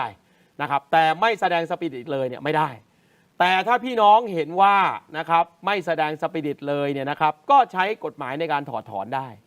นะครับผู้บริหารท้องถิ่นเนี่ยนะครับเทศบาลเนี่ยนะครับกฎหมายเขาให้ถอดถอนนายกเทศมนตรีได้นะครับกระบวนการริเริ่มก็ไม่ได้ยุ่งยากอะไรนะครับถ้าเรื่องนี้ทุกคนได้รับผลกระทบนะครับอันเนื่องจากความบกพร่องของการทำหน้าที่เนี่ยผมคิดว่ามันก็เป็นเหตุผลที่พี่น้องเทศบาลนครหาดใหญ่เนี่ยก็ต้องเอามาตัดสินใจร่วมกันนะครับว่าจะปล่อยให้ชีวิตของท่านเนี่ยอยู่บนความไม่แน่นอนทุกครั้งที่ฝนตกอีกหรือเปล่าหรือจะให้โอกาสกับผู้นำท้องถิ่นคนใหม่ได้เข้ามาทำหน้าที่ตรงนี้นะครับเพราะนั้นอันนี้แล้วเนี่ยผมคิดว่ากลไกทางการเมืองเนี่ยมันมีกระบวนการของมันอยู่แล้วนะครับแล้วก็ถ้าจะให้สง่างามนะครับอันนี้ผมเรียนแนะนำท่านนายกเทศมนตรีเลยนะครับท่านลาออกเถอะครับอันนี้สง่างามที่สุดแต่อย่างนี้ครับเข้าใจเรื่องของการรับผิดชอบอันนี้เข้าใจในมุมของอาจารย์แต่ในเวลาเดียวกันนะครับเราทุกคนไม่ลืมว่าจากเหตุการณ์ครั้งนี้มีผู้เสียชีวิตนะครับทางด้านของสปกช.ได้รายงานยอดผู้เสียชีวิตน้ำท่วมภาคใต้ประจำวันนี้นะวันที่ 28 เมื่อประมาณ 15 นาฬิกาที่ผ่านมานี้เองมีทั้งหมดนะครับ145 รายนี่คือตัวเลขทางการจากสปกช.นะครับโดยยอดจากสงขลาเฉพาะแค่สงขลานะครับ110 รายซึ่งเป็นยอดที่บูรณาการมาจากตำรวจนิติเวชแล้วก็สาธารณสุขแล้วนะครับคุณผู้ชมเราไม่อยากให้ตัวเลขนี้มันเพิ่มขึ้นอีกนะฮะแต่ว่าดูจากสถานการณ์หน้างานแล้วนะครับคือหลังจากนี้พอน้ำในหลายพื้นที่มันลดจริงๆเนี่ยก็ต้องมีเข้าไปแล้วก็ไปตรวจทุกตารางนิ้วให้ชัดเจนซึ่งก็ไม่แน่ใจว่าจะต้องไปเจออะไรอีกนะครับ แต่ที่แน่ๆคุณผู้ชมครับคนเสียชีวิตเป็นร้อยแน่นอนแหละการแสดงความรับผิดชอบก็ส่วนหนึ่งนะครับแต่มันต้องผมก็ไม่รู้จะใช้คำว่าถอดบทเรียนอีกแล้วหรือเปล่านะครับเพราะมันก็ถอดกัน ไม่ต้องถอดจนไม่มีอะไรจะถอดแล้วคุณ ใช่ไงก็ถึงบอกไง เราถอดมาเยอะแล้วครับ ใช่คือกรณีนี้เนี่ยผมเสริมคุณนะคุณติน ครับ คือต่อกรณีคนตายคนเจ็บป่วยในจำนวนมากเนี่ยนะที่ผมหดหูมากนะระหว่างเกิดน้ำท่วมเนี่ยนะคุณจะเห็นคลิปโรงพยาบาล ขอบริจาคซื้อน้ำมัน หมอพยาบาลลำบากอดอยากไม่มีข้าวกิน อันนี้หน่วยงานรัฐแท้ๆนะถ้าเป็นของเอกชนก็เพราะว่านะอันนี้หน่วยงานรัฐแล้วผมถามไอ้รัฐมนตรีว่าการกระทรวงสาธารณสุขเนี่ยชื่ออะไรนะคุณก็ไม่รู้จักลูกคุณลูกคุณไอ ผมรู้ว่าเป็นคนรุ่นใหม่ใช่ไหม แบบตัวแทนเป็นเขาเรียกว่าเป็นโควต้าพ่อเขาพร้อมพัฒน์อ่ะก็คนยังไม่รู้จักเลยอ่ะ นี่ไงผมถึงกำลังสะท้อนอยู่ว่ามันก็มันต้องรับผิดชอบดิคุณเป็นรัฐมนตรีสาธารณสุขแล้วก็ในภาวะเช่นนี้โรงพยาบาลน้ำท่วมหมอลอยคอมาขอบริจาคไม่มีข้าวกินอย่างเงี้ยแล้วคุณอยู่ยังไงอ่ะคุณเป็นรัฐมนตรีสาธารณสุขอ่ะสันติลูกคุณสันติพัฒนาคุณใช่ไหมคือกำลังพัฒนาอยู่คุณพัฒนาพร้อมพัฒน์ก็มาในโควต้าพ่อไงเห็นไหมล่ะความสามารถก็ยังไม่ถึงไงจนถึงวันนี้อ่ะโรงพยาบาลแล้วคุณดูเนี่ยนะคนตายคนอะไรเนี่ยเยอะแยะไปหมดเนี่ยยังไม่รู้ว่านี่ยังไม่ทั้งหมดนะฮะหมายถึงว่ายังหาคนอยู่นะฮะความหมายคือเนี่ยยังกู้ภัยยังกู้กันอยู่ยังมีอีกเนี่ยนะเราก็หวังว่าคงผู้เสียชีวิตคงอยู่แค่นี้นะครับแต่นี่คือรายงานประจำวันนี้เดี๋ยวพรุ่งนี้เขาก็ต้องมีรายงานอีกก็ไม่ให้เป็นระดับซึ่งเราภาวนาแล้วกันว่าอย่าให้มันมากไปกว่านี้แต่ดูจากสถานการณ์ผมคุยกับกู้ภัยเมื่อวานนี้จริงๆเขาก็บอกพี่ผมก็ไม่อยากจะพูดแต่ว่าคนหน้างานในลงไปเนี่ยพี่กู้ภัยน้องๆกู้ภัยทุกคนน่ะอาสาสมัครเนี่ยเขาเห็นภาพอะไรมาบ้างเขาเจออะไรมาบ้างแล้วเขาก็แบบจิตตกอ่ะพี่ต่อนั่งอยู่เขาก็จิตตกเขาก็เป็นห่วงลูกน้องด้วยอะไรด้วยมีไหนมียิงปืนอีกเนี่ยเดี๋ยวจะเล่าเนี่ยเขต 8เนี่ยเขต 8 dangerous 8นะเดี๋ยวจะได้ดูกันนะแล้วคือที่ผมอยากจะแสดงความเห็นก็คือตอนนี้เนี่ยมีคนจะเสนอให้แยกแยะ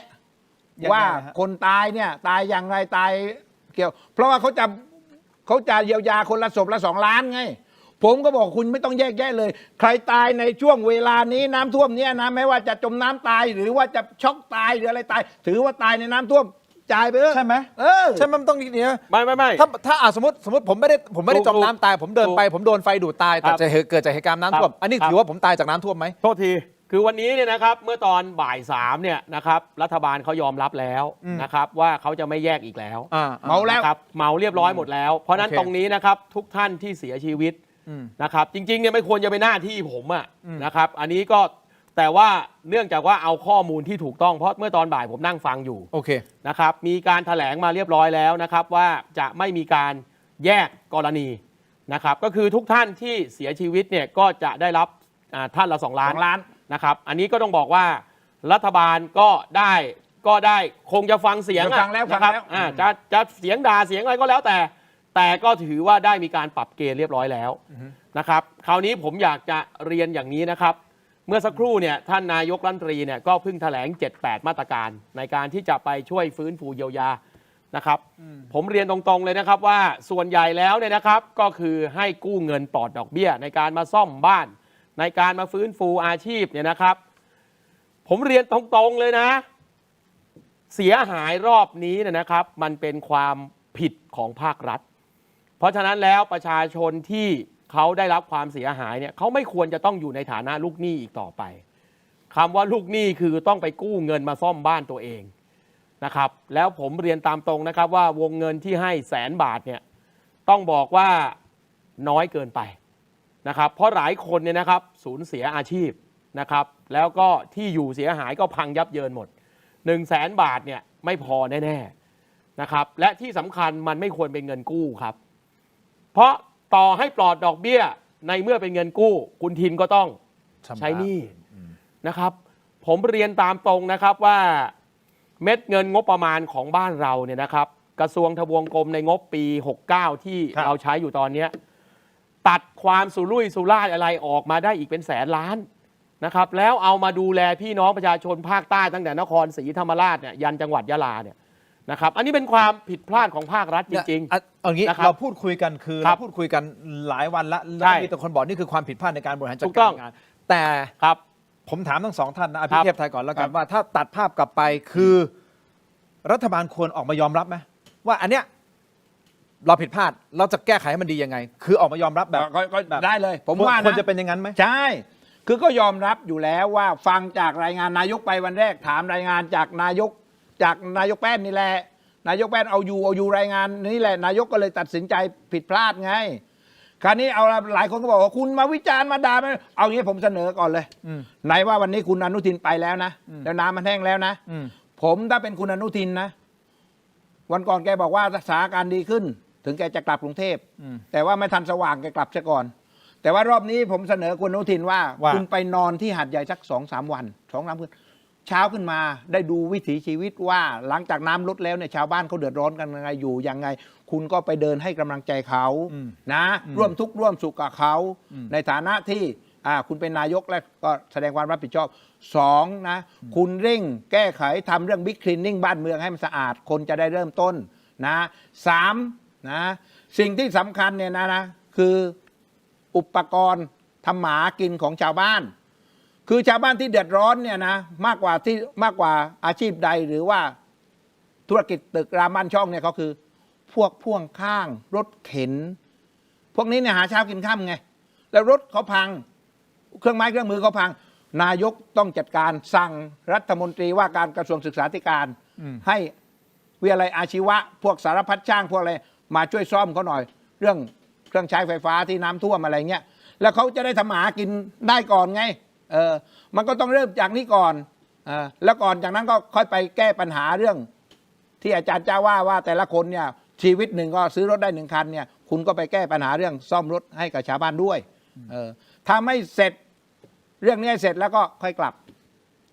แล้วไอ้มาตรการอื่นๆจะไอ้กู้เงินไม่มีดอกเบี้ยอะไรเนี่ยก็แล้วแต่อันนี้โครงการระยะยาวก็ว่ากันไปและโครงการระยะยาวนะผมบอกนี่วันก่อนผมไปคุยกับผู้อำนวยการไอ้บริหารน้ำแกบอกผมเลยว่ารอบนี้เนี่ยไม่คาดคิดก็เพราะว่าคิดว่าขุดคลอง2 คลองนี้แล้วเนี่ยคือคลองร.1กับคลองอุตภเปาแล้วเนี่ยนะครับรับน้ำได้นี่น้ำมันล้นน้ำมันเยอะพอน้ำมันเยอะเนี่ยมันต้องหาทางระบายต้องขุดคลองที่3ที่4รัฐบาลต้องคิดนะ ใน เพ อ ราะ นา อะไร คต ใช่สมมติว่าปีหน้ามันตกแบบนี้อีกอะแล้วตกแบบนี้มันท่วมอีกอะพอท่วมอีกมันเสียเท่าไหร่นี่ผมว่า4-5 หมื่นล้านนะคุณแล้วลงทุนผมถามผอ.ว่าลงทุนเท่าไหร่แกบอกสัก2-3 หมื่นล้าน2-3 หมื่นล้านเนี่ยแต่น้ำไม่ท่วมสัก2-3 ปีก็คุ้มแล้วไง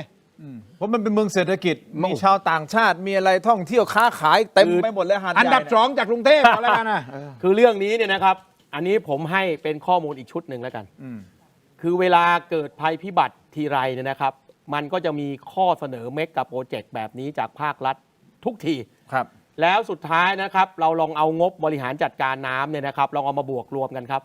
เกือบล้านบาทแล้วนะฮะผมจะบอกว่านะครับจะมีแผนจะทำอะไรก็แล้วแต่เนี่ยกระทรวงทบวงกรมทั้งหลายเนี่ยกรุณาไปถามชาวบ้านเขาด้วยกรุณาให้ชาวบ้านเขามีส่วนร่วมดึงสถาบันการศึกษาดึงนักวิชาการมาร่วมทำงานด้วยกันแต่เท่าที่ผมเห็นนะเอาวันนี้ผมฟันธงไว้ก่อนเลยเดี๋ยววันอังคารนี้เป็นต้นไปถึงวันอังคารถัดไปก็จะมีส่วนราชการทุกส่วนก็จะของบกลางแล้วปรากฏว่านะครับไอ้กลไกของรัฐก็จะเป็นกลไกฝ่ายเดียวครับที่รวยครับส่วนชาวบ้านจนเหมือนเดิมแล้วระบบการป้องกันความโทษนะครับบรรเทาสาธารณภัยก็จะล้มเหลวเหมือนเดิมเพราะเรื่องนี้เนี่ยมองโลกในแง่ร้ายขนาดนั้นนะฮะ 2554 ตอนน้ำท่วมใหญ่จำได้ไหมหลังน้ำท่วมใหญ่ก็มีเมกะโปรเจกต์อะไรเกิดขึ้นมากมายนี่ผมยังไม่ได้บอกนะว่าช่วงนั้นไปซื้ออะไรกันบ้างไม่อยากฟื้นฝอยกันไปไกลรอบนี้เดี๋ยวเราจะได้เห็นนะครับทุกวันอังคารทุกกระทรวงทบวงกรมก็จะของบกลางแล้วสุดท้ายนะครับผมไม่อยากบอกเลยว่าไอ้ส่วนเกินส่วนต่างอะไรทั้งหลายทั้งปวงมันจะถูกหมุนมาใช้ในการเลือกตั้งเอานี่พูดกันตรงไปตรงมาบนคราบน้ำตาบนชีวิตของพี่น้องประชาชนเรานี่แหละมันเป็นแบบนี้มาทุกยุคทุกสมัยและก็จะเป็นอย่างนี้ต่อไปอะฮะมาตรการระยะสั้นผมเห็นด้วยกับพี่คึก ท่านนายกครับวันนี้เนี่ยผมฟังแถลงข่าวของศูนย์อะไรของคุณพลาดอนตอนบ่าย3บอกว่าระดมอสทั้งประเทศไปประมาณ 2,000 ถึง 3,000 ท่านผมจะบอกว่าพรุ่งนี้เนี่ยนะครับเขาแถลงแล้วว่าเขาจะบิ๊กคลีนนิ่งในจุดที่ทำได้ผมบอกเลยนะครับว่าไม่ต้องใช้เวลาถึง7 วัน 10 วันครับถ้านายกจะได้ใจนะจะเริ่มฟื้นฟูความเชื่อมั่นนะครับ24 ชั่วโมงต้องเสร็จครับอันนี้ผมบอกเลยถ้ากระทรวงทบวงกรมไหนทำไม่ได้เพราะวันนี้ผมเห็นนะเริ่มมีกระบวนการเอาหน้าอีกแล้วพี่กรมนั้นบอกจะเคลียร์เรื่องนั้นได้กรมนี้บอกจะเคลียร์เรื่องนี้ได้ไอ้พวกนี้ออกมาทีไรนะผมพูดตรงๆนะเดี๋ยวขอตังค์ทุกคนทั้งที่มันก็มีตังค์อยู่แล้วสุดท้ายก็กลับสู่วงจรเดิมคนร่ำรวยคือกลไกของรัฐนะฮะเพราะฉะนั้นรอบนี้นะครับผมจะบอกว่าขีดเส้นใต้เลยครับ Big Cleaning Day เนี่ยถ้าเกินกว่า24 ชั่วโมงนะแล้วยังไม่เสร็จนะอันนี้ต้องบอกว่ามือตกโอ้ย20 ชั่วโมงเหรอเฮ้ยทหาร3เหล่าทัพอสอีก 3,000 คนโอ้แต่มันหนักมากเลยนะผมไม่ได้บอกว่าต้องเสร็จทั้งเมืองพร้อมกันแต่โซนไหนที่มันทำได้เนี่ย24 ชั่วโมงทำให้เห็นผลก่อนเลยให้ชีวิตวิถีปกติเขากลับมาได้นะครับอันที่2นะครับไอ้เงินเยียวยาเนี่ยผมทราบมาแล้วว่ามีการประชุมแล้วก็พร้อมโอนเข้าบัญชีแล้ว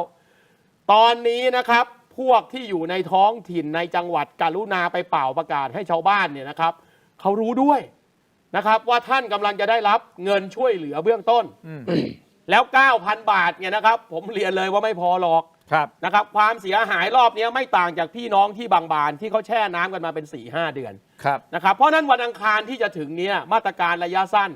ที่จะแอดออนจากเงินไอ้ 9,000 บาทที่จะโอนเข้าบัญชีในวันพรุ่งนี้มะรืนนี้เนี่ยนะครับต้องรีบออกมากระทรวงการคลังอย่าคิดนานเรื่องนี้ถ้าวันอังคารนี้นะครับยังไม่มีมาตรการระยะสั้นจากกระทรวงการคลังคุณเอกนิติก็ต้องรับผิดชอบทางการเมือง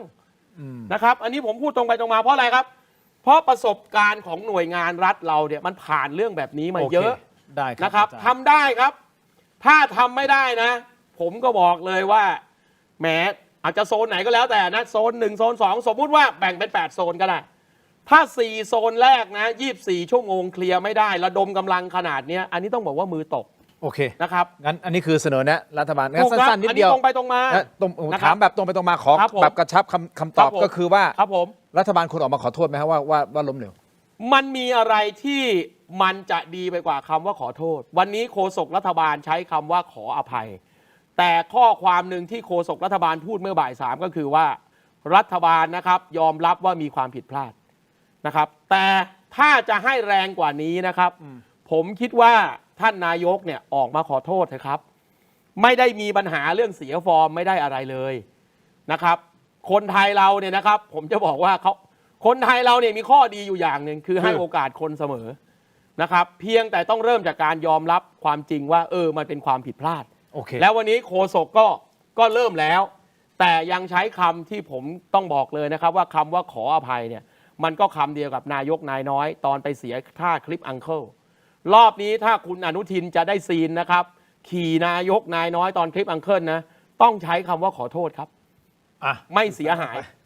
อย่างเงี้ยคุณผู้ชมผมขอไปอีกอันนึงแล้วกันเป็นกรณีของเขต8นิดนึงครับเขต8รู้สึกว่าจะเป็นเขตที่ดุเหลือเกินนะฮะคุณผู้ชมครับมีคนในพื้นที่ยิงใส่กู้ภัยโดยก่อนหน้านี้มีการคาดการไปต่างๆนานาว่าผู้ประสบภัยนั้นเครียดนะฮะเนื่องจากอดข้าวมาหลายวันนะโดยมีผู้ใช้ TikTok MTUP13 ได้ออกมาโพสต์คลิปที่เจ้าตัวออกมาเล่าว่ากู้ภัยถูกปล้นของในเรือพร้อมแคปชั่นว่าน้ำแรงน้ำน้อยอุปสรรคอะไรเจอคนเข้าไปหงายเลยเราต้องการที่จะเข้าไปให้ลึกไปถึงคนที่ยังเข้าไม่ถึงแต่ต้องมาเจอกับคนคุ้มคลั่งไม่เข้าใจสถานการณ์ก็เข้าใจนะด้วยความเครียดสถานการณ์มันบีบเห็นเรืออาสาผ่านไปมาถ้าไม่ต้องมากลับไปแต่ละคนก็มีเคสมีเป้าหมายมีภารกิจรัฐต้องจัดการตรงนี้เพื่อที่เราจะเข้าถึงได้เจอเรื่องน้ำพร้อมลุยเจอคนพร้อมกลับบ้านไปชมคลิปครับได้ทุกคนเส้นกลางเนี่ยมีปล้นของนะทุกคนคือเขาไม่เชิงปล้นหรอกคือเขาเครียดมากๆเครียดมากๆนะแล้วเขาก็แบบว่าถ้ามาผ่านไปแล้วไม่มีอะไรแจกก็ไม่ต้องมาดีกว่านะทุกคนนะครับมันเป็นร้ายมากเขาขวางทุกลำเลยแต่เขาก็ได้ไปหลายลำเลยปัญหาอุปกรณ์ในการเข้าไปหาเขาไม่เท่าไหร่นะน้ำลด ใช้อุปกรณ์น้อยๆลงใช้เรือไม่ได้เหมือนที่เคยนะครับแล้วก็เจ็ตใช้ไม่ได้นะครับแล้วตอนนี้เข้าไปก็คนก็เครียดมากดักขวางเลยขวางไม่ให้ไปขึ้นมาทำไมแล้วก็สาดน้ำแล้วเข้ามาชิดไอ้คนเอาของจากเรือคือมันค่อนข้างที่จะแบบว่าคุ้มข้างแล้วนะครับข้างในเพราะว่าและถ้าเขาดักอยู่ตรงโซนที่เราพยายามบุกเข้าไปให้ไกลที่สุดเขาดักตรงนั้นแล้วเราจะเข้าไปอีกพอเข้าไม่ได้ทุกคนมันเข้าไม่ได้คนข้างในก็ยิ่งเครียดก็ไม่แน่ใจว่าทำไมถึงเข้าตรงเขตนั้นไม่ค่อยได้แต่ผมมีข้อมูลล่าสุดตรงนี้เดี๋ยวจะเล่าให้ฟังนะฮะเดี๋ยวคุณผู้ชมวิเคราะห์ว่าจริงเท็จแค่ไหนคุณเทพไทยอาจารย์ธนพรสามารถแสดงความคิดเห็นได้แต่มีอีกหนึ่งคลิปอยากจะให้ชมครับเป็นคลิปจากเพจ Army Military Force โพสต์ภาพเด็กหนุ่มรายหนึ่งเอาเป็นภาพใช่ไหมฮะพร้อมกับภาพเครื่องดื่มแอลกอฮอล์และบุหรี่ที่บุคคลในภาพโพสต์ลงสตอรี่นะฮะก็คือ IG Story และอ้างว่าประมาณ100,000 กว่าบาทอยู่ที่ผมเน้นเหล้าเบียร์ยาสูบใครไม่เปิดผมเปิดเองนี่ฮะแล้วก็เช็คอินร้านสะดวกซื้อแห่งหนึ่งในพื้นที่เขต 8 หาดใหญ่ทางเพจระบุข้อความว่าหนุ่มหาดใหญ่เขต 8 อวดช่ำภูมิใจปล้นเหล้าเบียร์บุหรี่และสินค้าอื่นในเซเว่นร่วม100,000 บาทก่อนอัพลงสตอรี่ IG เฮ้ยช่ำๆเลยนะเขาไม่ได้เกรงกลัวอะไรเลยเหรอนี่เราต้องเบลอนิดหนึ่งเพราะมันเป็นบุหรี่กับเหล้านะครับแต่ข้อมูลเพิ่มเติมเริ่มมีคนออกมาให้ข้อมูลว่าทำไมถึงยิงใส่กู้ภัยพี่เทพไทยลองเดาว่ายิงใส่กู้ภัยทำไมเครียดอะฮะเครียดแล้วอาจารย์จ้าคิดว่าเครียดหรือเปล่าไม่น่าจะใช่อาจารย์คิดว่าอะไรผมไม่ทราบหรอกนะเพราะว่าผมไม่ได้เป็นคนยิงนะครับแต่ดูแล้วไม่น่าจะใช่เครียดไม่ใช่เครียดครับผมเอาเนี่ยคือสำหรับพื้นที่เขต 8เนี่ยจริงๆมันผมก็ไม่รู้ว่าเขาใช้อะไรเป็นโค้ดว่าพื้นที่เขต 8คือที่8คือราชอุทิศรัตนอุทิศถนนนะซึ่งเมื่อก่อนเนี่ยก็เป็นที่สถานที่บันเทิงเป็นที่ทำธุรกิจอะไรเงี้ยนะผมก็เคยไปเดินเล่นอยู่แถวนี้เพราะน้องชายผมมีบ้านอยู่ที่นี่แต่ว่าผมเนี่ยเข้าใจว่าโอเคละคนที่มันตกค้างอยู่ประมาณ 5-6 วันไม่ได้กินข้าวไม่ได้นอนไม่ได้มันเครียดมันก็มีส่วนอีกว่าส่วนหนึ่งนะมันก็มีปัญหาทางจิตพอเครียดบางคนเราก็ไม่รู้อีกเนี่ยว่าเป็นใครมันอาจจะมีปัญหาเรื่องทางจิตก็ได้อีกป่วยจิตมาแล้วเป็นไปได้ไงมันจะฟิลขาดขึ้นมามันจะช็อตมันจะอะไรก็แล้วแต่มันก็เป็นไปได้อีกหรือขาดยาคนที่ติดยาอะไรเนี่ยมันเป็นไม่ได้หมดถ้าอย่างนี้เอาข้อมูลที่เริ่มมีพูดกันนะฮะและมันไปสัมพันธ์กับการโดนเด้งของผู้กำกับมันน่าสนใจในประเด็นนี้นะฟังข้อมูลพร้อมๆกันคุณผู้ชมฟังไปพร้อมกันนะครับมีคนเริ่มมาให้ข้อมูลว่าการที่มีการยิงใส่กู้ภัยนั้นไม่ใช่เรื่องของโมโหหิวหรือว่าเครียดหรืออะไรหรอกแต่เป็นเพราะว่ามีคนน่ะเสียผลประโยชน์ครับเนื่องจากในพื้นที่มีเรือรับคนครั้งละ 50,000 บาทนี่เขาโพสต์อย่างนี้สรุปเรื่องยิงใส่กู้ภัยไม่ใช่โมโหหิวแต่มีคนเสียผลประโยชน์เพราะในพื้นที่มีเรือรับคนครั้งละ 50,000 บาทก็ไม่รู้ว่าเรื่องนี้เป็นจริงมากน้อยแค่ไหนไม่ยืนยันนะครับคุณผู้ชมแต่ดูเหมือนจะสอดคล้องกับข่าวล่าสุดที่มีการสั่งย้ายหรือสั่งเด้งอาจารย์ครับสั่งเด้งผู้กำกับสภ.หาดใหญ่นะครับท่านพันตำรวจเอกธรรมรัตน์เพชรหนองชุมฮะนี่ครับหนังสือสั่งเด้งให้ไปช่วยราชการที่ศูนย์ปฏิบัติการตำรวจภูธรจังหวัดสงขลาครับผู้สื่อข่าวได้รับการเปิดเผยจากแหล่งข่าวที่เกี่ยวข้องว่าสาเหตุมาจากไม่มีการวางแผนในการปฏิบัติเพื่อรับมือน้ำท่วมและไม่มีเจ้าหน้าที่ตำรวจให้การช่วยเหลือประชาชนซึ่งถือว่าเป็นความบกพร่องต่อการทำหน้าที่พร้อมด้วยกรณีที่มีผู้ก่อเหตุใช้อาวุธปืนยิงใส่กู้ภัยซึ่งจากการสืบสวนพบว่าผู้สั่งการเป็นขาใหญ่ครับขาใหญ่ที่ทำตัวเป็นมาเฟียในเขต 8ไม่ต้องการให้เรือกู้ภัยที่มาจากต่างถิ่นเข้าไปช่วยเหลือประชาชนในพื้นที่เนื่องจากว่ากลุ่มเรือของตนเองก็คือขาใหญ่เนี่ยนะฮะในการเข้าถึงประชาชนผู้เดือดร้อนเขาเรียกค่าจ้างในการขนย้ายผู้อพยพตั้งแต่รายละ 10,000 ถึง 50,000 บาทครับนี่ฮะครับนี่คือข้อมูลที่ได้มาครับซึ่งวันนี้เองคุณผู้ชมครับท่านพลตำรวจเอกกิตติรัตน์พันเพชรผู้บัญชาการตำรวจแห่งชาติให้สัมภาษณ์ถึงประเด็นดังกล่าวนะครับบอกจากการที่ตัวเองลงพื้นที่นะจากปากทางถนนเพชรเกษมไปที่สภ.หาดใหญ่ระยะทาง2 กิโลเมตรใช้เวลา4 ชั่วโมงนะฮะพบว่ามีความบกพร่องเรื่องภาวะผู้นำและการดูแลผู้ใต้บังคับบัญชาโดยวันที่ลงพื้นที่นั้นเมื่อไปถึงพื้นที่กลับพบว่าผู้กำกับสภ.หาดใหญ่ไม่อยู่ในพื้นที่ และยังไปอยู่ในพื้นที่ที่น้ำไม่ท่วมด้วย จึงมองว่าเป็นเรื่องของความรับผิดชอบ เนื่องจากว่าผู้ใต้บังคับบัญชายังติดอยู่บนแฟลตตำรวจน้ำท่วมสูงกว่า3 เมตรไม่สามารถลงมาด้านล่างได้รวมถึงไม่มีอาหารกินซึ่งวันดังกล่าวตนได้เตรียมอาหารไว้2 ลำเรือ2 ลำเนี่ยนะครับแจกจ่ายประชาชนระหว่างทางหมดจึงต้องสั่งการให้เตรียมอาหารให้เพียงพอกับผู้ใต้บังคับบัญชาด้วยดังนั้นจึงเกิดคำถามว่าหากตนไม่ไปผู้ใต้บังคับบัญชาจะกินข้าวได้หรือไม่ถึงแม้ว่าผู้กำกับสภ.หาดใหญ่อาจจะทำงานในพื้นที่ที่น้ำไม่ท่วมแต่ควรใส่ใจผู้ใต้บังคับบัญชามากกว่านี้เขต 8 dangerous zone เลข 8 นี่มันแปลกๆนะนะครับพวกอะไรที่มันเทาๆทั้งหลายก็จะลงไอ้เลข8ประมาณเนี้ยเลข 8 มันมาอย่างนั้นอาจารย์คิดว่ามีความเป็นไปได้ไหมที่อาจจะเป็นเพราะว่าขาใหญ่คุมพื้นที่ เขาไม่เกรงกลัวยิงมันอาจจะไม่ได้เกี่ยวข้องเพราะวันนี้ก็มีตะโกนออกมาไม่ต้องเข้ามาช่วยไม่ต้องเข้ามาช่วยมันเริ่มมีความคือเพื่อเอาเนี่ยเพื่อความเป็นคือเราก็ไม่รู้นะเราก็อยู่ไกลสถานการณ์แล้วก็ไม่มีผมว่าเรื่องนี้ถ้ามันเป็นแบบนี้เนี่ยมันสร้างความเสียหายให้กับคนหาดใหญ่ซึ่งมันเป็นซึ่งมันคนส่วนน้อยไงมันคนไม่กี่คนเมายาช็อตบ้างเชือนบ้างหรืออะไรก็แล้วแต่ละนะหรือมันเครียดมาแล้วก็เลยมันไปเรื่องแบบนี้แล้วก็มันมีขาใหญ่มันมีอะไรเนี่ยถ้ามันมีข้อเท็จจริงแบบนี้เนี่ยเจ้าหน้าที่ตำรวจพลตำรวจเอกกิตติรัตน์ลงไปแล้วเนี่ยนะจัดการเลยหาข้อเท็จจริงมาให้ชาวบ้านเป็นข้อเท็จจริงที่ตำรวจแถลงไม่ใช่ว่าถูกโพดเพจนู้นเพจนี้มาอะไรเงี้ยอันนี้คือไอ้โลกโซเชียลเนี่ยใครนั่งอยู่ที่บ้านก็กดพิมพ์แล้วก็ส่งได้ไงเขาต้องจับคนที่ยิงให้ได้คือถามว่ามีคนยิงไหมมีครับ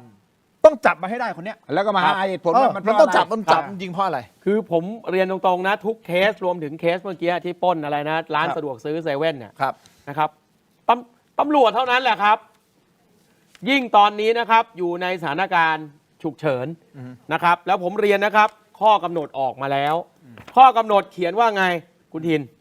นะครับมาตรการดูแลความสงบเรียบร้อยนะครับอันนี้ว่าไปนะหากพบเห็นการกระทำดังกล่าวให้ดำเนินคดีตามกฎหมายทันทีเพราะฉะนั้นกรณีเพจที่ว่ามีการมาโพสต์นะครับว่าไปปล้นไปเปิ้ลอะไรก็แล้วแต่นะครับเจ้าหน้าที่ตำรวจครับดำเนินตามกฎหมายทันทีครับท่านจะเริ่มจากการสืบสวนสอบสวนอะไรก็ต้องรีบทำแล้วเรื่องนี้ผมเชื่อว่าไม่เกินกำลังหรอกถ้า24 ชั่วโมงนี้นะครับยังเคลียร์เรื่องนี้ไม่ได้นะครับท่านผบ.ทหารสูงสุดเนี่ยก็ต้องลงโทษเจ้าหน้าที่ตำรวจที่อยู่พื้นที่ตรงนั้นแหละนะครับเพราะมันเป็นไปได้ยังไงครับเรื่องแบบนี้นะครับชาวบ้านเนี่ยนะครับรู้กันทุกคนตำรวจมีหน้าที่สืบสวนสอบสวนทำความจริงให้ปรากฏมาให้ปรากฏออกมาแล้วก็ดำเนินคดีโดยรวดเร็วนะครับคนพวกนี้นะครับก็จะได้ไม่ต้องใช้สถานการณ์แบบนี้มาก่อกรรมทำเข็ญถ้าพฤติกรรมนี้เป็นพฤติกรรมที่เกิดขึ้นจริงขณะเดียวกันถ้ามันไม่มีพฤติกรรมนี้จริงนะครับเพราะตอนนี้ข่าวมันเยอะมากนะครับมั่วซั่วกันไปหมดเนี่ยไอคนที่เอาข่าวเรื่องนี้มาพูดจนโอเวอร์จนเกินควรเนี่ยก็ต้องรับผิดชอบอันนี้ผมพูดตรงก็ต้องโดนดำเนินคดีถูกครับนะฮะเพราะฉะนั้นวันนี้เนี่ยนะครับกรุณาทำความเข้าใจด้วยว่าพื้นที่จังหวัดสงขลาเนี่ยนะครับใช้พระราชกำหนดฉุกเฉินเรียบร้อยแล้วเจ้าหน้าที่ตำรวจไม่มีเหตุอะไรเลยครับที่จะช้าในเรื่องนี้นะครับเพราะถ้าท่านช้านะไอ้ข้อสงสัยที่คุณทินเอามาพูดเมื่อสักครู่นี้ผมสงสัยเรื่องความนินทาว่ามีผู้มีอิทธิพลมีมาเฟียมีขาใหญ่เนี่ยความเชื่อมันจะกลายเป็นความจริงนะครับอย่าให้พี่น้องประชาชนเนี่ยเขาคิดว่าตอนนี้มาเฟียครองเมืองก็ต้องหาข้อเท็จจริงใช่ไหมใช่ตำรวจอย่างที่บอกต้องเอาความจริงมารวมถึงไอ้ที่บอกว่าอะไรไปปล้นเซเว่นแล้วเอามาโพสต์เนี่ยนะครับไอ้นี่ต้องดำเนินคดีทันทีนะครับจะมาปล่อยแบบนี้ไม่ได้และถ้าไม่เป็นความจริงนะครับอยู่ดีๆเอามาโพสต์สร้างคอนเทนต์อะไรก็แล้วแต่นะครับก็ต้องดำเนินคดีเช่นเดียวกันนะครับจะข้อหาอะไรครับพรบคอมเคิมอะไรก็ต้องทำไปนะครับคือไอ้เรื่องที่มันผิดกฎหมายก็ว่าตามกฎหมายไอ้เรื่องมนุษยธรรมจะช่วยก็ช่วยกันไปอันนี้นะครับไม่งั้นมันเสียหายไงคนส่วนใหญ่มันจะเสียหายผมในฐานะคนใต้คนหนึ่งไงใช่ไหมล่ะผมก็เดือดร้อนแทนไงคุณรู้ไหมว่าผมคนใต้ ผมฟังสำเนียงแล้ว ผมเนี่ยผมไม่เหมือนเลยนะ น่าจะเหนือ สำเนียงผมเนี่ยพูดแบบว่า เหนือพัทลุง ไม่อะจริง เหนือ เหรอ พัทลุง คุณฟังสำเนียงผมคุณรู้ว่าเป็นคนใต้เหรอ เหนือปัตตานีขึ้นมานิดนึง เหนือปัตตานีขึ้นมานิดนึง ผมคนกรุงเทพคุณเออ อย่างนี้ผมขอไปประเด็นหนึ่งอย่างนี้ครับเมื่อวานนี้เราเปิด ครับ คลิปของท่านพาราดอนปริศนานันทกุลนะค ครั รับบ เราไม่เมื่อวานนี้ไม่ได้เปิดโทษที ครั มัน บ เป็นคลิปที่ออกมา ครับ นะครับแต่วันเนี้ยให้ความเป็นธรรมกับท่าน ครับ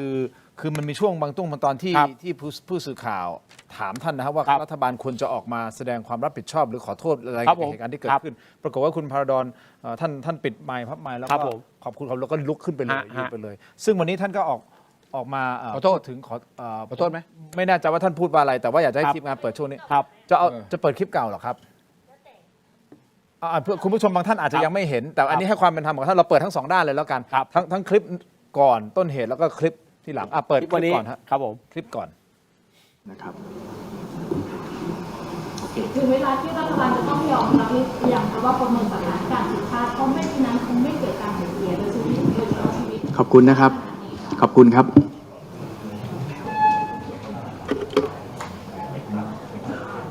ตัวเลขผู้ที่สูญหายนี่รวมแล้วหรือยังคะนอกจากตัวเลขผู้เสียชีวิตอะค่ะตัวเลขผู้สูญหาย ผมถือโอกาสตรงนี้นะครับกราบขออภัย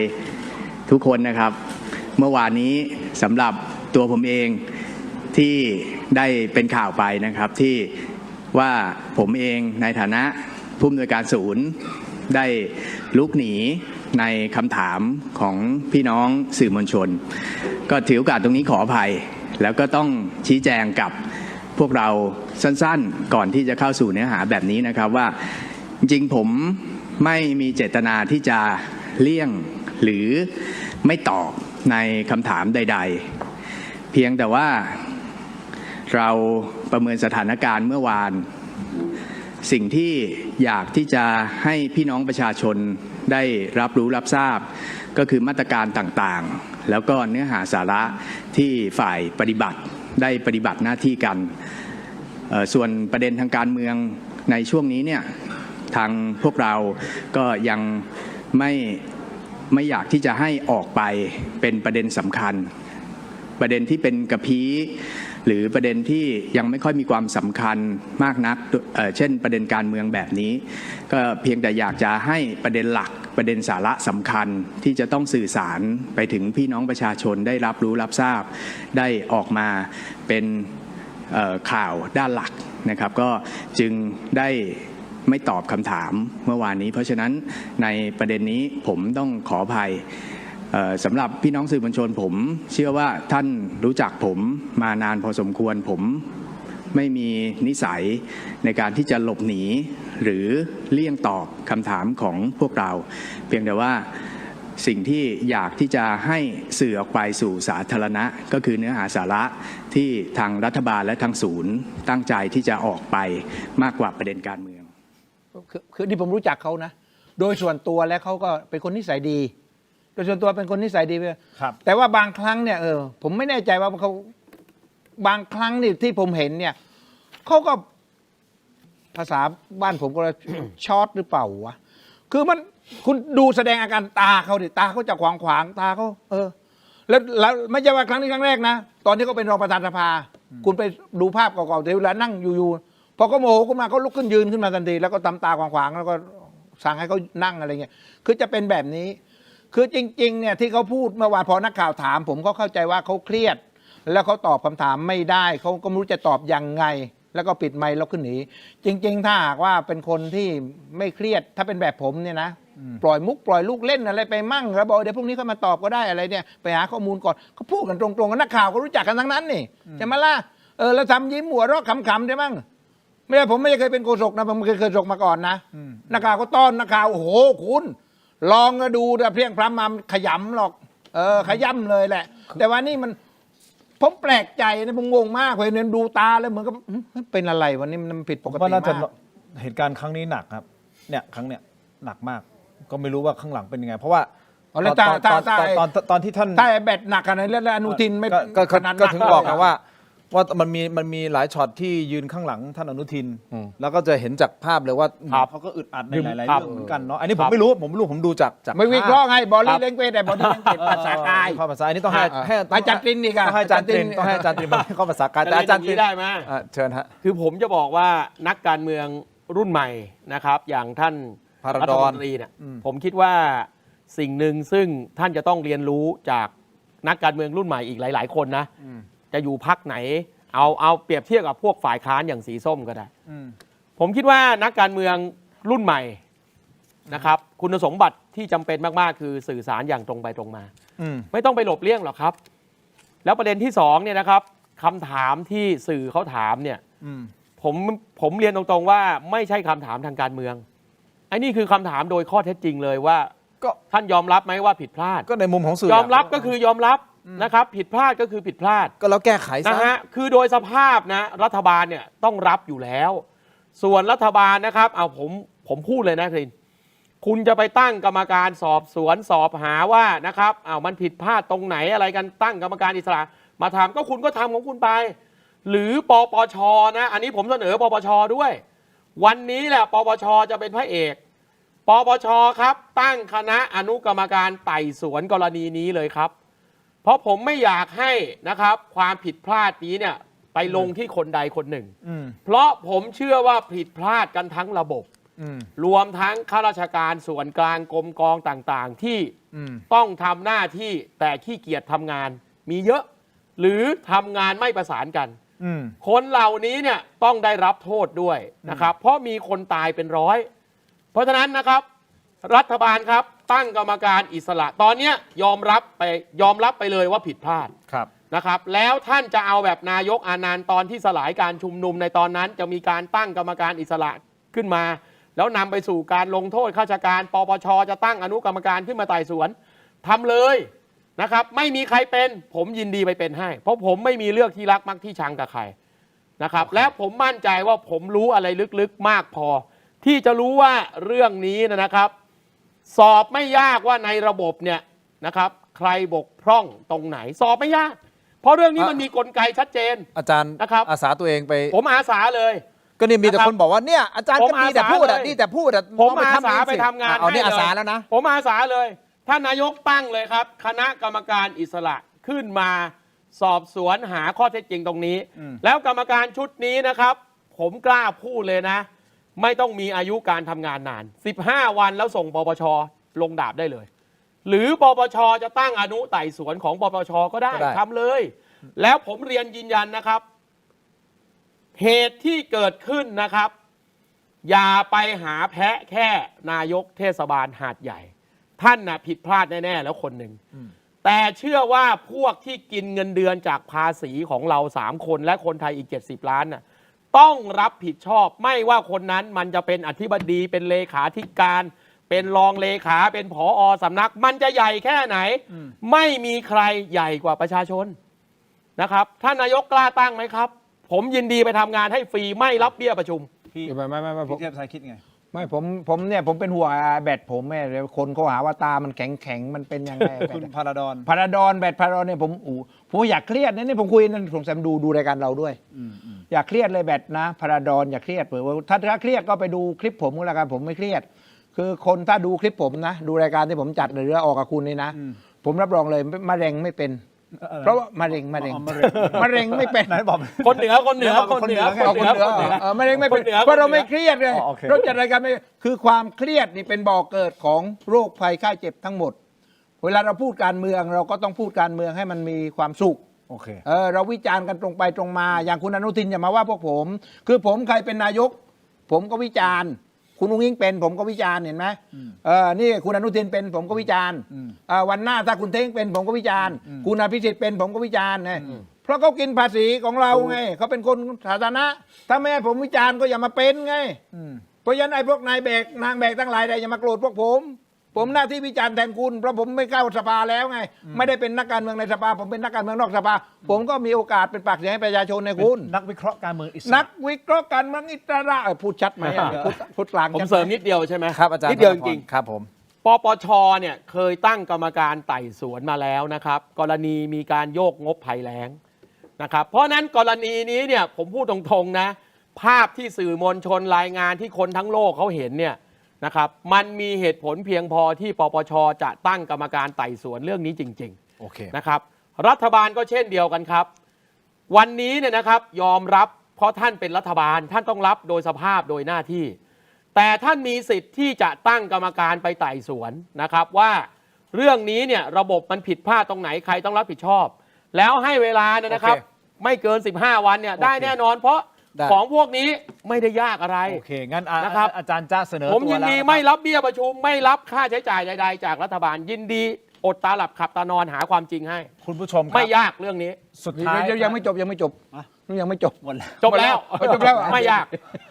แต่ผมมีคำถามหนึ่งก่อนที่จะไปตรงนั้นคำถามนี้ประเด็นสำคัญนะครับคือวันที่12ธันวาคมเขามีการคาดการณ์ว่าอาจจะมีโอกาสในการยุบสภาก่อนกำหนดคือวันที่31 มกราใช่ไหมที่เขากำหนดไว้แต่เหตุการณ์ครั้งเนี้ยของน้ำท่วมอ่ะมันจะเป็นตัวเร่งที่จะให้ยุบสภาเร็วขึ้นหรือเปล่าท่านสองท่านมองยังไงและถ้าสมมติยุบสภาจริงๆความรับผิดชอบทุกอย่างมันก็ยังดำเนินการต่อใช่ไหมยังเป็นรัฐบาลชุดนี้ในการดูแลบริหารจัดการเพราะว่ากว่าจะสถานการณ์จะกลับมาเหมือนเดิมที่ภาคใต้กับหลังจากน้ำท่วมเนี่ยผมว่าอย่างน้อยต้องใช้เวลาหลายเดือนนะผมไม่ผู้เชี่ยวชาญนะแต่ผมดูจากสภาพพรกฉุกเฉินก็3 เดือนแล้วโอเคครับก่อนที่จะไปฟังคำตอบครับพี่เต็มไทยเอามาก่อนปิดปากคุณจะปิดปากให้พี่โอมแบบคุณไม่พูดเจ็บคอเนี่ยอาจารย์จ้าเด้อ3 อันไม่พออาจารย์จ้า3 ซอง118 หลอดโอ้โหนี่รอมาหลายอาทิตย์รอมาหลายอาทิตย์ว่างไม่ตรงกันสักทีบอกขอขอบคุณนะครับเม็ดอมซิงค์พลัสผลิตภัณฑ์ไมบาซินจากเกรเตอร์ฟาร์มามี3 สูตรที่มีคุณประโยชน์จากวิตามินหลากหลายชนิดนะครับเม็ดอมซิงค์พลัสวิตามินซีและโคคิวเทนกลิ่นองุ่นมะนาวเม็ดอมซิงค์พลัสลูทีนและบิลเบอรี่กลิ่นแบล็คเคอร์เรนต์เม็ดอมซิงค์พลัสเบต้ากลูแคนกลิ่นสตรอเบอรี่นะครับซิงค์มีส่วนช่วยในการทำหน้าที่ของระบบภูมิคุ้มกันและกระบวนการต่อต้านอนุมูลอิสระถ้าเจ็บคอไอหรืออยากเสริมภูมิคุ้มกันนะครับเลือกไมบาซินจากเกรเตอร์ฟาร์มาหาซื้อได้ที่ร้านสะดวกซื้อซุปเปอร์มาร์เก็ตและร้านขายยาทั่วประเทศไมบาซินจากเกรเตอร์ฟาร์มาก้าวสู่60 ปีอย่างมั่นคงและยั่งยืนนะครับขอบคุณไมบาซินที่อยู่เคียงข้างถกไม่เถียงนะครับขอบคุณมากๆเลยครับไมบาซินนะฮะหลังจากที่อาจารย์จ๊ะกับคุณเทพไทยอมไปเรียบร้อยแล้วดมต่อเลยนะฮะอันนี้ของดีครับยาดมสมุนไพรตรามังกรทองสูตรดอกไม้เปิดก่อนนะฮะผมเปิดผมนวดดมได้เลยยาดมสมุนไพรตรามังกรทองสูตรดอกไม้หอมได้รับรางวัล Premium Herbal Products นะผลิตภัณฑ์สมุนไพรคุณภาพปี 2568 ครับจากกรมการแพทย์แผนไทยและการแพทย์ทางเลือกบรรเทาการวิงเวียนศีรษะหอมเย็นชื่นใจจากอ้วยอันโอสถขอบคุณมากๆเลยนะครับอ้วยอันโอสถและขอบคุณที่ยืนเคียงข้าง ถกไม่เถียงนะฮะขอบคุณมากๆเลยนะครับต่อกันที่ Seagull Electric ครับเครื่องใช้ไฟฟ้าขนาดเล็กที่ตอบโจทย์ทุกการใช้งานหุงเก่งทำได้หลากหลายอร่อยได้มากกว่าหุงข้าวหม้อหุงข้าวดิจิทัล 1.8 ลิตรหุงข้าวขึ้นหม้อนุ่มฟูเรียงเม็ดสวยขอบคุณ Seagull Electric เครื่องใช้ไฟฟ้าขนาดเล็กที่ตอบโจทย์ทุกการใช้งานขอบคุณ Seagull Electric ที่ยืนเคียงข้างถกไม่เถียงนะครับขอบคุณมากๆครับอันนี้มอบให้กับพี่เทพไทยนะฮะอันนี้เป็นแก้วปั่นแบบพกพารุ่น Smoothie Mix จากซีโก้ดีจังเลยต่อกันที่วันเกิดครับกรดไหลย้อนต้องวันเกิดนะฮะยาบรรเทาอาการแสบร้อนกลางอกอาหารไม่ย่อยเนื่องจากกรดไหลย้อนต้องวันเกิดเลยฮะถ้ามีกรดไหลย้อนอาหารไม่ย่อยนี่ฮะยาสามัญประจำบ้านเลยวันเกิดครับยาบรรเทาอาการแสบร้อนกลางอกอาหารไม่ย่อยเนื่องจากกรดไหลย้อนจัดไปครับวันเกิดขอบคุณมากๆครับที่อยู่เคียงข้างถกไม่เถียงเช่นเดียวกันนะครับต่อกันที่เบรกครับก้าวล้ำไปอีกขั้นกับนวัตกรรมความปลอดภัยล่าสุดนะฮะ Compact Primo Gen 2 สูตรผ้าเบรกเกรดพรีเมียมมาพร้อมกับเทคโนโลยีใหม่ Zero Water Absorption Technology ที่เพียบพร้อมไปด้วยมาตรฐานความปลอดภัยระดับโลกนะครับพร้อมแล้วที่จะทำให้ทุกเส้นทางอยู่ในคอนโทรลของคุณจัดจำหน่ายแล้ววันนี้ที่ร้านอะไหล่ชั้นนำทั่วประเทศและ Compact Premium Service Center Compact Primo Gen 2 All in Controlขอบคุณนะครับ Compact Premium Brake ที่อยู่เคียงข้างถกไม่เถียงนะครับต่อกันที่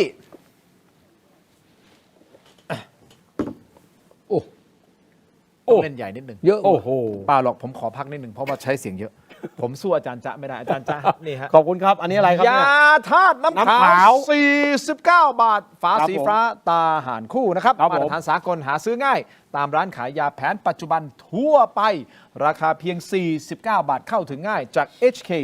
Pharmaceutical นะครับยาธาตุน้ำขาว49 บาทฝาสีฟ้าตราหารคู่ขอบคุณมากๆครับมาตรฐานสากลนะครับที่อยู่เคียงข้างถกไม่เถียงด้วยนะครับยาธาตุน้ำขาวตราหารคู่ครับขอบคุณครับ ต่อกันที่นวัตกรรมใหม่ Benflex Touch Screen นะครับจอเสริมสุดล้ำที่สามารถทำงานพร้อมกันได้ถึง4หน้าจอในเวลาเดียวกัน ด้วยความคมชัดระดับ Full HD เสียบสาย USB เชื่อมต่อง่ายสุดๆนะฮะ USB Type C ก็ใช้งานได้ทันที น้ำหนักเบาด้วยนะครับ แล้วก็พกพาสะดวกด้วยคุณผู้ชม ถ้าคุณผู้ชมสนใจ อยากจะเป็นเจ้าของนะครับ มี 2 ขนาดให้เลือกด้วยกัน 16 นิ้วกับ 14 นิ้ว นี่นะฮะ เข้าไปที่ Facebook ของ Tero Digital อย่าพลาดตอนสั่งซื้อ ใส่โค้ด Let's Play AI Let's Play AI รับส่วนลดทันที 2,000 บาท มีคนทักมาบอกว่ามารายการนี้คุ้มมากๆ ขอแจกเยอะ ต้องเอาปิกอัพมาขนเนี่ยผมดูแล้ววันหลังมารายการนี้พาปิกอัพมาดีกว่า ขอบคุณครับ ขนกันไปเลย ขออีกอันหนึงได้ไหมไหนๆก็จะขายของแล้ว ไปที่ Shopee Lazada หรือว่า TikTok หรือว่า Facebook พิมพ์คำว่า CHOL ครีมทามือ อันนี้คือครีมทามือสูตรน้ำมันหอมระเหยของผมเองนะครับ ผมขายในห้างสรรพสินค้าชั้นนำนะฮะไอคอนสยามนะเซ็นทรัลเวิลด์เอ็มคอร์เทียนะครับคิงพาวเวอร์นะครับนี่ฮะครีมทามือมีสารสกัดธรรมชาติแท้ๆเลยไม่มีน้ำหอมครับ ไม่มีน้ำหอมผสมครับ เป็นครีมทามือที่เราตั้งใจทำขึ้นมาเพื่อที่จะให้เป็นตัวเปิดใจ เพราะว่าจริงๆผมขายผลิตภัณฑ์ที่เกี่ยวกับน้ำมันหอมระเหยอยู่แล้วเป็นเกล็ดบำบัดอยู่แล้วนะครับอันนี้เรามาใส่ในครีมทามือไม่เหนียวเหนอะหนะนะครับทาปุ๊บเนี่ยลื่นปื๊ดกลิ่นหอมด้วยมี2สูตรให้เลือกด้วยกัน เข้าไปซื้อได้เลย หรือว่าถ้าท่านดูรายการอยู่ณตอนนี้เฮ้ยอยากจะซื้อตอนนี้ทำยังไงกดเข้าไปที่ตะกร้าหน้า YouTube ตอนนี้นะครับกดไปเสร็จปุ๊บเนี่ยมันจะพาคุณไปหน้าช้อปปิ้งเลยช้อปปิ้ง ถ้าผมซื้อแล้วเอามาทาหน้าได้ใช่ไหมมันทามือได้มันก็ต้องทาหน้าผมได้สิ อาจารย์มันกลับกันฮะอันไหนที่ทาหน้าได้ทามือได้ ครับ อะไรที่ทา แต่ มื ถ้า อได้ ทามือแล้วไม่ควรเอามาทาหน้า ผมก็อยากจะเห็นอาจารย์ทาหน้าดูลองดูฮะ ลองเอามาเลย มีเปล่าเดี๋ยวผมทาเลย จริงว่าอาจารย์ เอามันก็ผิวหนังเหมือนกันไง ก็โอเค แค่ทามือได้ แต่อันนี้มันเป็น ทาห สูตร ไม่ สำห ได้ รับทามือ ครับ แต่ ผม ทาหน้าผมก็มี ครับผม SN24 ครีมกันแดด ก็ผมอยาก ให้บิด เอามา ซันสกรีนครีมกันแดดตัวนี้ดี คือ นะอันนี้ ผม เป็น อยาก จะลอง อาจารย์ อยากจะลองไง อ๋ออยากลอง อยาก อยาก ล ล อ อง ง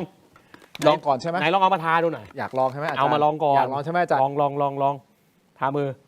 ต้องทาหน้าสิ ก็ตาเดิมก็ ทา บี มือบ ก่อนทามือก่อน คุณบีบในฝ่ามือนี่ก็ได้ทาหน้า อ๋อ ปุ๊บแล้วก็นี่แล้วก็ทาอันนี้ก่อนใช่ไหม ที่เทปไทยโดน ไหนลองมาทาหน่อย ผมไม่ได้ทาหน้านะ นี่ผมทาหน้าผากเล โอ้ ย อย่างนั้นเลยอาจารย์ เอ้ามันก็ เอามือนี่ เอา นี่ เอ้ย เป็นไง กินหอม โอเคไหมแล้วมันไม่เหนียวเหนอะหนะด้วยปุ๊บ เห็นไหม ลื่นปื๊ดเนี่ย มา ฮะ ใช่ไหมเออ ทำไ คือมือหอมแน่ ฮะ นี่ผมทาด้วยเนี่ยจมูกก็ทาเห็นไหม อาจารย์ทาหน้า ทา ทาให้คุณทาหน้าด้วย ทา อ้าว ทาฮะเอาพิสูจน์ให้เห็นไงนะครับ พิสูจน์ให้เห็นว่าก็เป็นผิวหนังใช่ไหม โอ ครับ เค โอเคครับเราค้างคำถามอะไรนะผมจำไม่ได้ ยุบสภา คุยกันสนุกสนาน นี่ผมช่วยจำ อ่ะ ช่วย วัน จำ อีกดิ อ่ะ ยาวยุบสภาวิเคราะห์กันยาวอ่ะพอมาอีกวันไอ้โบมันจัดมาอีกวันหนึ่ง โอเคอันนี้เอาสั้นๆ เวอร์ชั่นสั้น เวอร์ชันสั้น สรุปก็แล้วกัน คิดว่าจะยุบสภาในวันที่ 12 ธันวาคมนี้ไหมฮะ อยู่ที่พรรคเพื่อไทย เพื่อไทยคนเดียวตอนนั้นแหละถ้าเพื่อไทยยื่นมา12ก็ยุบ และเพื่อไทยมันกล้าแล้วเปล่าล่ะตอนนี้มันรู้ว่าอนุทินขาลงอยู่แล้วเนี่ยอนุทินก็คุยแล้วไฟบังคับอ่ะคราวนี้พรรคเพื่อไทยเนี่ยเขาคุยกับพรรคส้มอยู่ไงพรรคส้มก็ขอไงว่าขอให้โหวตและแก้ไขรัฐธรรมนูญให้เสร็จวาระ3ไงแต่ถ้าหากว่าไม่รับเงื่อนไขที่เท้งไปคุยนะผมว่า12เนี่ยแหละแต่ว่าถ้าผมเป็นพรรคเพื่อไทยนะวันที่12ผมยื่นเลยยุบเลย ไหนๆมันก็สารวัตรเตี้ยลงอยู่แล้วนี่อนุทินอ่ะแล้วไม่ตีตอนนี้อ่ะเหล็กไม่ตีตอนร้อนมาตีตอนไหนล่ะก็เอาสิก็ไม่ต้องกลัวว่าไม่มีคนจะแก้ไอ้ปัญหาน้ำท่วมโตรัฐบาลรักษาการก็ทำแค่นั้นแหละข้าการประจำก็ทำได้อยู่แล้วผมไม่ต้องกลัวผมว่าผมยุนะ ยุเลย นะจุลพันธ์ไอ้นิ้ม เดี๋ยว คุณจะทักผ่านรายการเลยเหรอฮะ ไม่ผมบอกเขาให้ส่งสัญญาณไปเขาว่านิ้มจุลพันธ์ฟังพี่น้อง ฟังพี่ แล้วจะได้ดีวันที่12ยื่นยติอภิปรายไม่ไว้วางใจตามมาตรา151แล้วก็อนุทินกลัวขี้หดตัวไหนยุบเลย เอาอย่างนี้ อาจารย์จ๊ะมองตรงกันไหมฮะ เอาข้อมูลจริงเลยดีกว่า พี่โบ นะครับวันเนี้ยคุณอนุทินเนี่ยนะครับพร้อมยุบทุกลมหายใจ อ่าฮะ เพราะว่านะครับร่างประกาศเนี่ยนะครับเขาทำไว้3แบบเรียบร้อยแล้วอยู่บนโต๊ะคุณอนุทินเรียบร้อยแล้วนะครับเรียกง่ายๆว่านะครับยื่นเมื่อไหร่ก็ยุบเมื่อนั้นแต่ผมให้ข้อมูลอีกอันหนึ่ง คือ นะครับคือกระบวนการในการยุบสภาเนี่ยนะครับ เมื่อวันอังคารที่แล้วเนี่ยได้มีการคณะรัฐมนตรีได้นะครับได้ให้ความเห็นชอบร่างพระราชกฤษฎีกาเรียกประชุมสภาผู้แทนราษฎรสมัยวิสามัญนะครับเพื่อพิจารณาการแก้ไขรัฐธรรมนูญในวาระ2นะครับเพราะฉะนั้นแล้วเนี่ยนะครับผมจะบอกว่าแบบธรรมเนียมแม้จะไม่ใช่ข้อกฎหมายแต่เขาเรียกว่าประเพณีทางการเมืองคือนะครับก็เป็นสิ่งที่รัฐบาลหรือนายกรัฐมนตรีหรือแม้แต่นักการเมืองทุกคนเนี่ยนะครับก็จะต้องมีกฎเกณฑ์ตรงนี้ในการทำหน้าที่ด้วยพูดตรงๆนะครับถ้าคิดว่าจะต้องยุบสภาหรือว่าฝ่ายค้านเนี่ยนะครับจะยื่นอภิปรายกันแน่ๆเนี่ยนะครับก็ไม่ควรที่จะต้องไปเปิดสภาสมัยวิสามัญอันนี้ผมว่าในเชิงกระบวนการนะครับแต่ในเมื่อรัฐบาลได้ตัดสินใจแล้วนะครับว่าจะมีการเปิดประชุมสภาตาม MOA นะครับก็แสดงว่าคุณอนุทินเนี่ยมีความมั่นใจว่านะครับการโหวตรัฐธรรมนูญเนี่ยจะต้องเสร็จสิ้นก่อนนะครับถึงจะยุบสภาผมเข้าใจฮะเหลี่ยมคูทางการเมืองเข้าใจดีแต่ผมจะบอกว่าแม้ว่าจะมีเหลี่ยมคูทางการเมืองอะไรกันเนี่ยแต่บ้านเมืองของเราเนี่ยมันมีแบบธรรมเนียมในการปฏิบัตินะครับเพราะนั้นปัจจัยนี้เนี่ยนักการเมืองทุกคนอันนี้ไม่ว่าจะฝ่ายค้านหรือฝ่ายรัฐบาลนะครับผมเรียนว่าทุกคนทราบดีนะครับว่ามันมีแบบแผนมันมีประเพณีทางการเมืองที่ทุกคนเนี่ยนะครับเขาเข้าใจกฎกติกาตรงนี้ดีนะครับเพราะนั้นในเมื่อกระบวนการตรงนี้เนี่ยมันได้เดินหน้าไปแล้วเนี่ยนะครับผมเชื่อว่าวันนี้นะครับโอกาสที่จะได้เห็นนะครับMOA ที่พวกสีส้มเขาปรารถนาเนี่ยนะครับณวันนี้เนี่ยมีโอกาสสูงกว่าการยุบสภาแต่ถามว่าคุณอนุทินพร้อมยุบไหมพร้อมมากนะครับเพียงแต่ขั้นตอนกระบวนการในการตรากฎหมายและธรรมเนียมปฏิบัติเนี่ยนะครับผมคิดว่าทุกฝ่ายเนี่ยเขาคำนึงถึงนะครับสุดท้ายพี่เทพไทยจะมีอะไรเพิ่มเติมถ้าไม่มีอะไรเพิ่มเติมผมขออีกนิดเดียวครับผมการที่ตั้งคุณธรรมนัสพรหมเผ่าเพราะตั้งแต่ตอนแรกเนี่ยมันโทษนะทางการเมืองมันเป็นการเหมือนโยนอะไรอะโยนเผือกร้อนให้หรือเปล่าไม่มันก็โอ้คุณธรรมนัสเนี่ยนะคุณอนุทินเนี่ยกับคุณธรรมนัสเนี่ยคือคุณอนุทินก็รู้ไงว่าแกได้เป็นนายกตอนนี้เพราะคุณธรรมนัสแต่คุณธรรมนัสไม่พลิกขั้วแกก็ไม่ได้เป็นนายกรัฐมนตรีแล้วแกก็กล้าตั้งคุณธรรมนัสเป็นรัฐมนตรีแล้วก็แกก็ต้องกระเตงไปอยู่อย่างนี้แหละขุดหลุมให้ไหมไม่เนาะไม่หรอกผมว่าคุณอนุทินไม่ผมว่าแกไม่ก็ได้มีชั้นเจออะไรคุณอนุทินเป็นคนที่แบบว่าผมว่านะที่รู้จักมานะเป็นคนน่ารักแกคิดอย่างนี้แหละว่าโอเคก็ให้คุณธรรมนัสคือโดยปกติคุณอนุทินแกก็ไม่เคยอยากรับผิดชอบอะไรอยู่แล้วไงแกเป็นเจ้าสำราญแกเป็นคนมีความสุขเป็นสุขนิยมอยู่แล้ว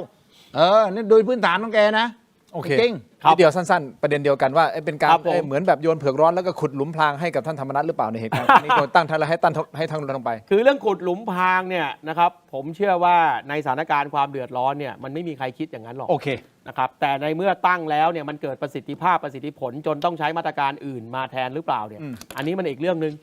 นะครับอันนี้ผมเรียนกันโดยหลักการเพราะผมคิดว่าอย่าว่าแต่คุณอนุทินเลยในภาวะหน้าสิวหน้าขวานใครเป็นนายกเนี่ยนะครับผมเชื่อว่านะไอ้เรื่องไปวางยาเพื่อนไปอะไรกันเนี่ยผมคิดว่าไม่มีนายกคนไหนเขาคิดโอเคครับนะครับได้ครับคุณผู้ชมมาดูโหวตกันหน่อยนะครับเราถามท่านว่าน้ำท่วมหาดใหญ่คุณคิดว่าใครบริหารงานผิดพลาดที่สุดนะฮะกไก่รัฐบาลขอไข่ผู้นำท้องถิ่นขอควายทั้งคู่รัฐบาลอยู่ที่ 27% ผู้นำท้องถิ่นที่ 13% ปรากฏว่าทั้งคู่อยู่ที่ 60%นะครับจากคนโหวตเข้ามา 8,000 กว่าโหวตขอบคุณมากๆสำหรับการโหวตขอบคุณทุกท่านสำหรับการติดตามขอบคุณแขกรับเชิญของเราทั้งสองท่านนะครับสวัสดีครับสวัสดีครับสวัสดีครับทั้งหมดนี้คือถกไม่เถียงครับลาไปก่อนครับสวัสดีครับ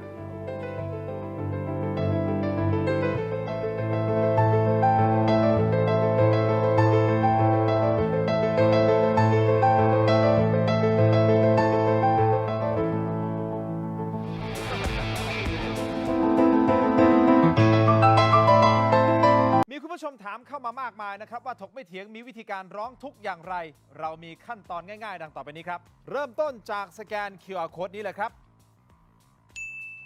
จากนั้นนะครับท่านก็เข้าสู่หน้า Inbox ของรายการถกไม่เถียงเพียงท่านกดคำว่าเริ่มต้นระบบอัตโนมัติจะส่งลิงก์ที่ทีมถกไม่เถียงสร้างขึ้นมาให้แก่ท่านนะครับรับรองว่าเป็นลิงก์ที่ปลอดภัยกดเข้าไปได้เลยครับเมื่อเข้าไปถึงหน้านี้นี่นะฮะแค่นี้นะครับท่านก็พิมพ์เรื่องราวร้องทุกข์มาได้เลยนะครับแต่ผมมีทริค3 ข้อสำหรับการร้องทุกข์เข้ามาในรายการถกไม่เถียงนะครับ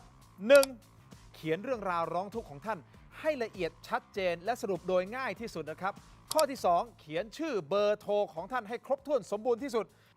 และข้อที่ 3 ถ้าท่านมีภาพคลิปวิดีโอกล้องวงจรปิดหรือหลักฐานต่างๆนะครับส่งเข้ามาที่อินบ็อกซ์ของเราได้เลยครับเพียงเท่านี้นะครับเรื่องราวร้องทุกข์ของท่านก็จะเข้าสู่ระบบหลังบ้านของถกไม่เถียงอย่างแน่นอนนะครับอย่าลืมนะครับเดือดร้อนไร้ที่พึ่งนึกถึงถกไม่เถียงมีคุณผู้ชม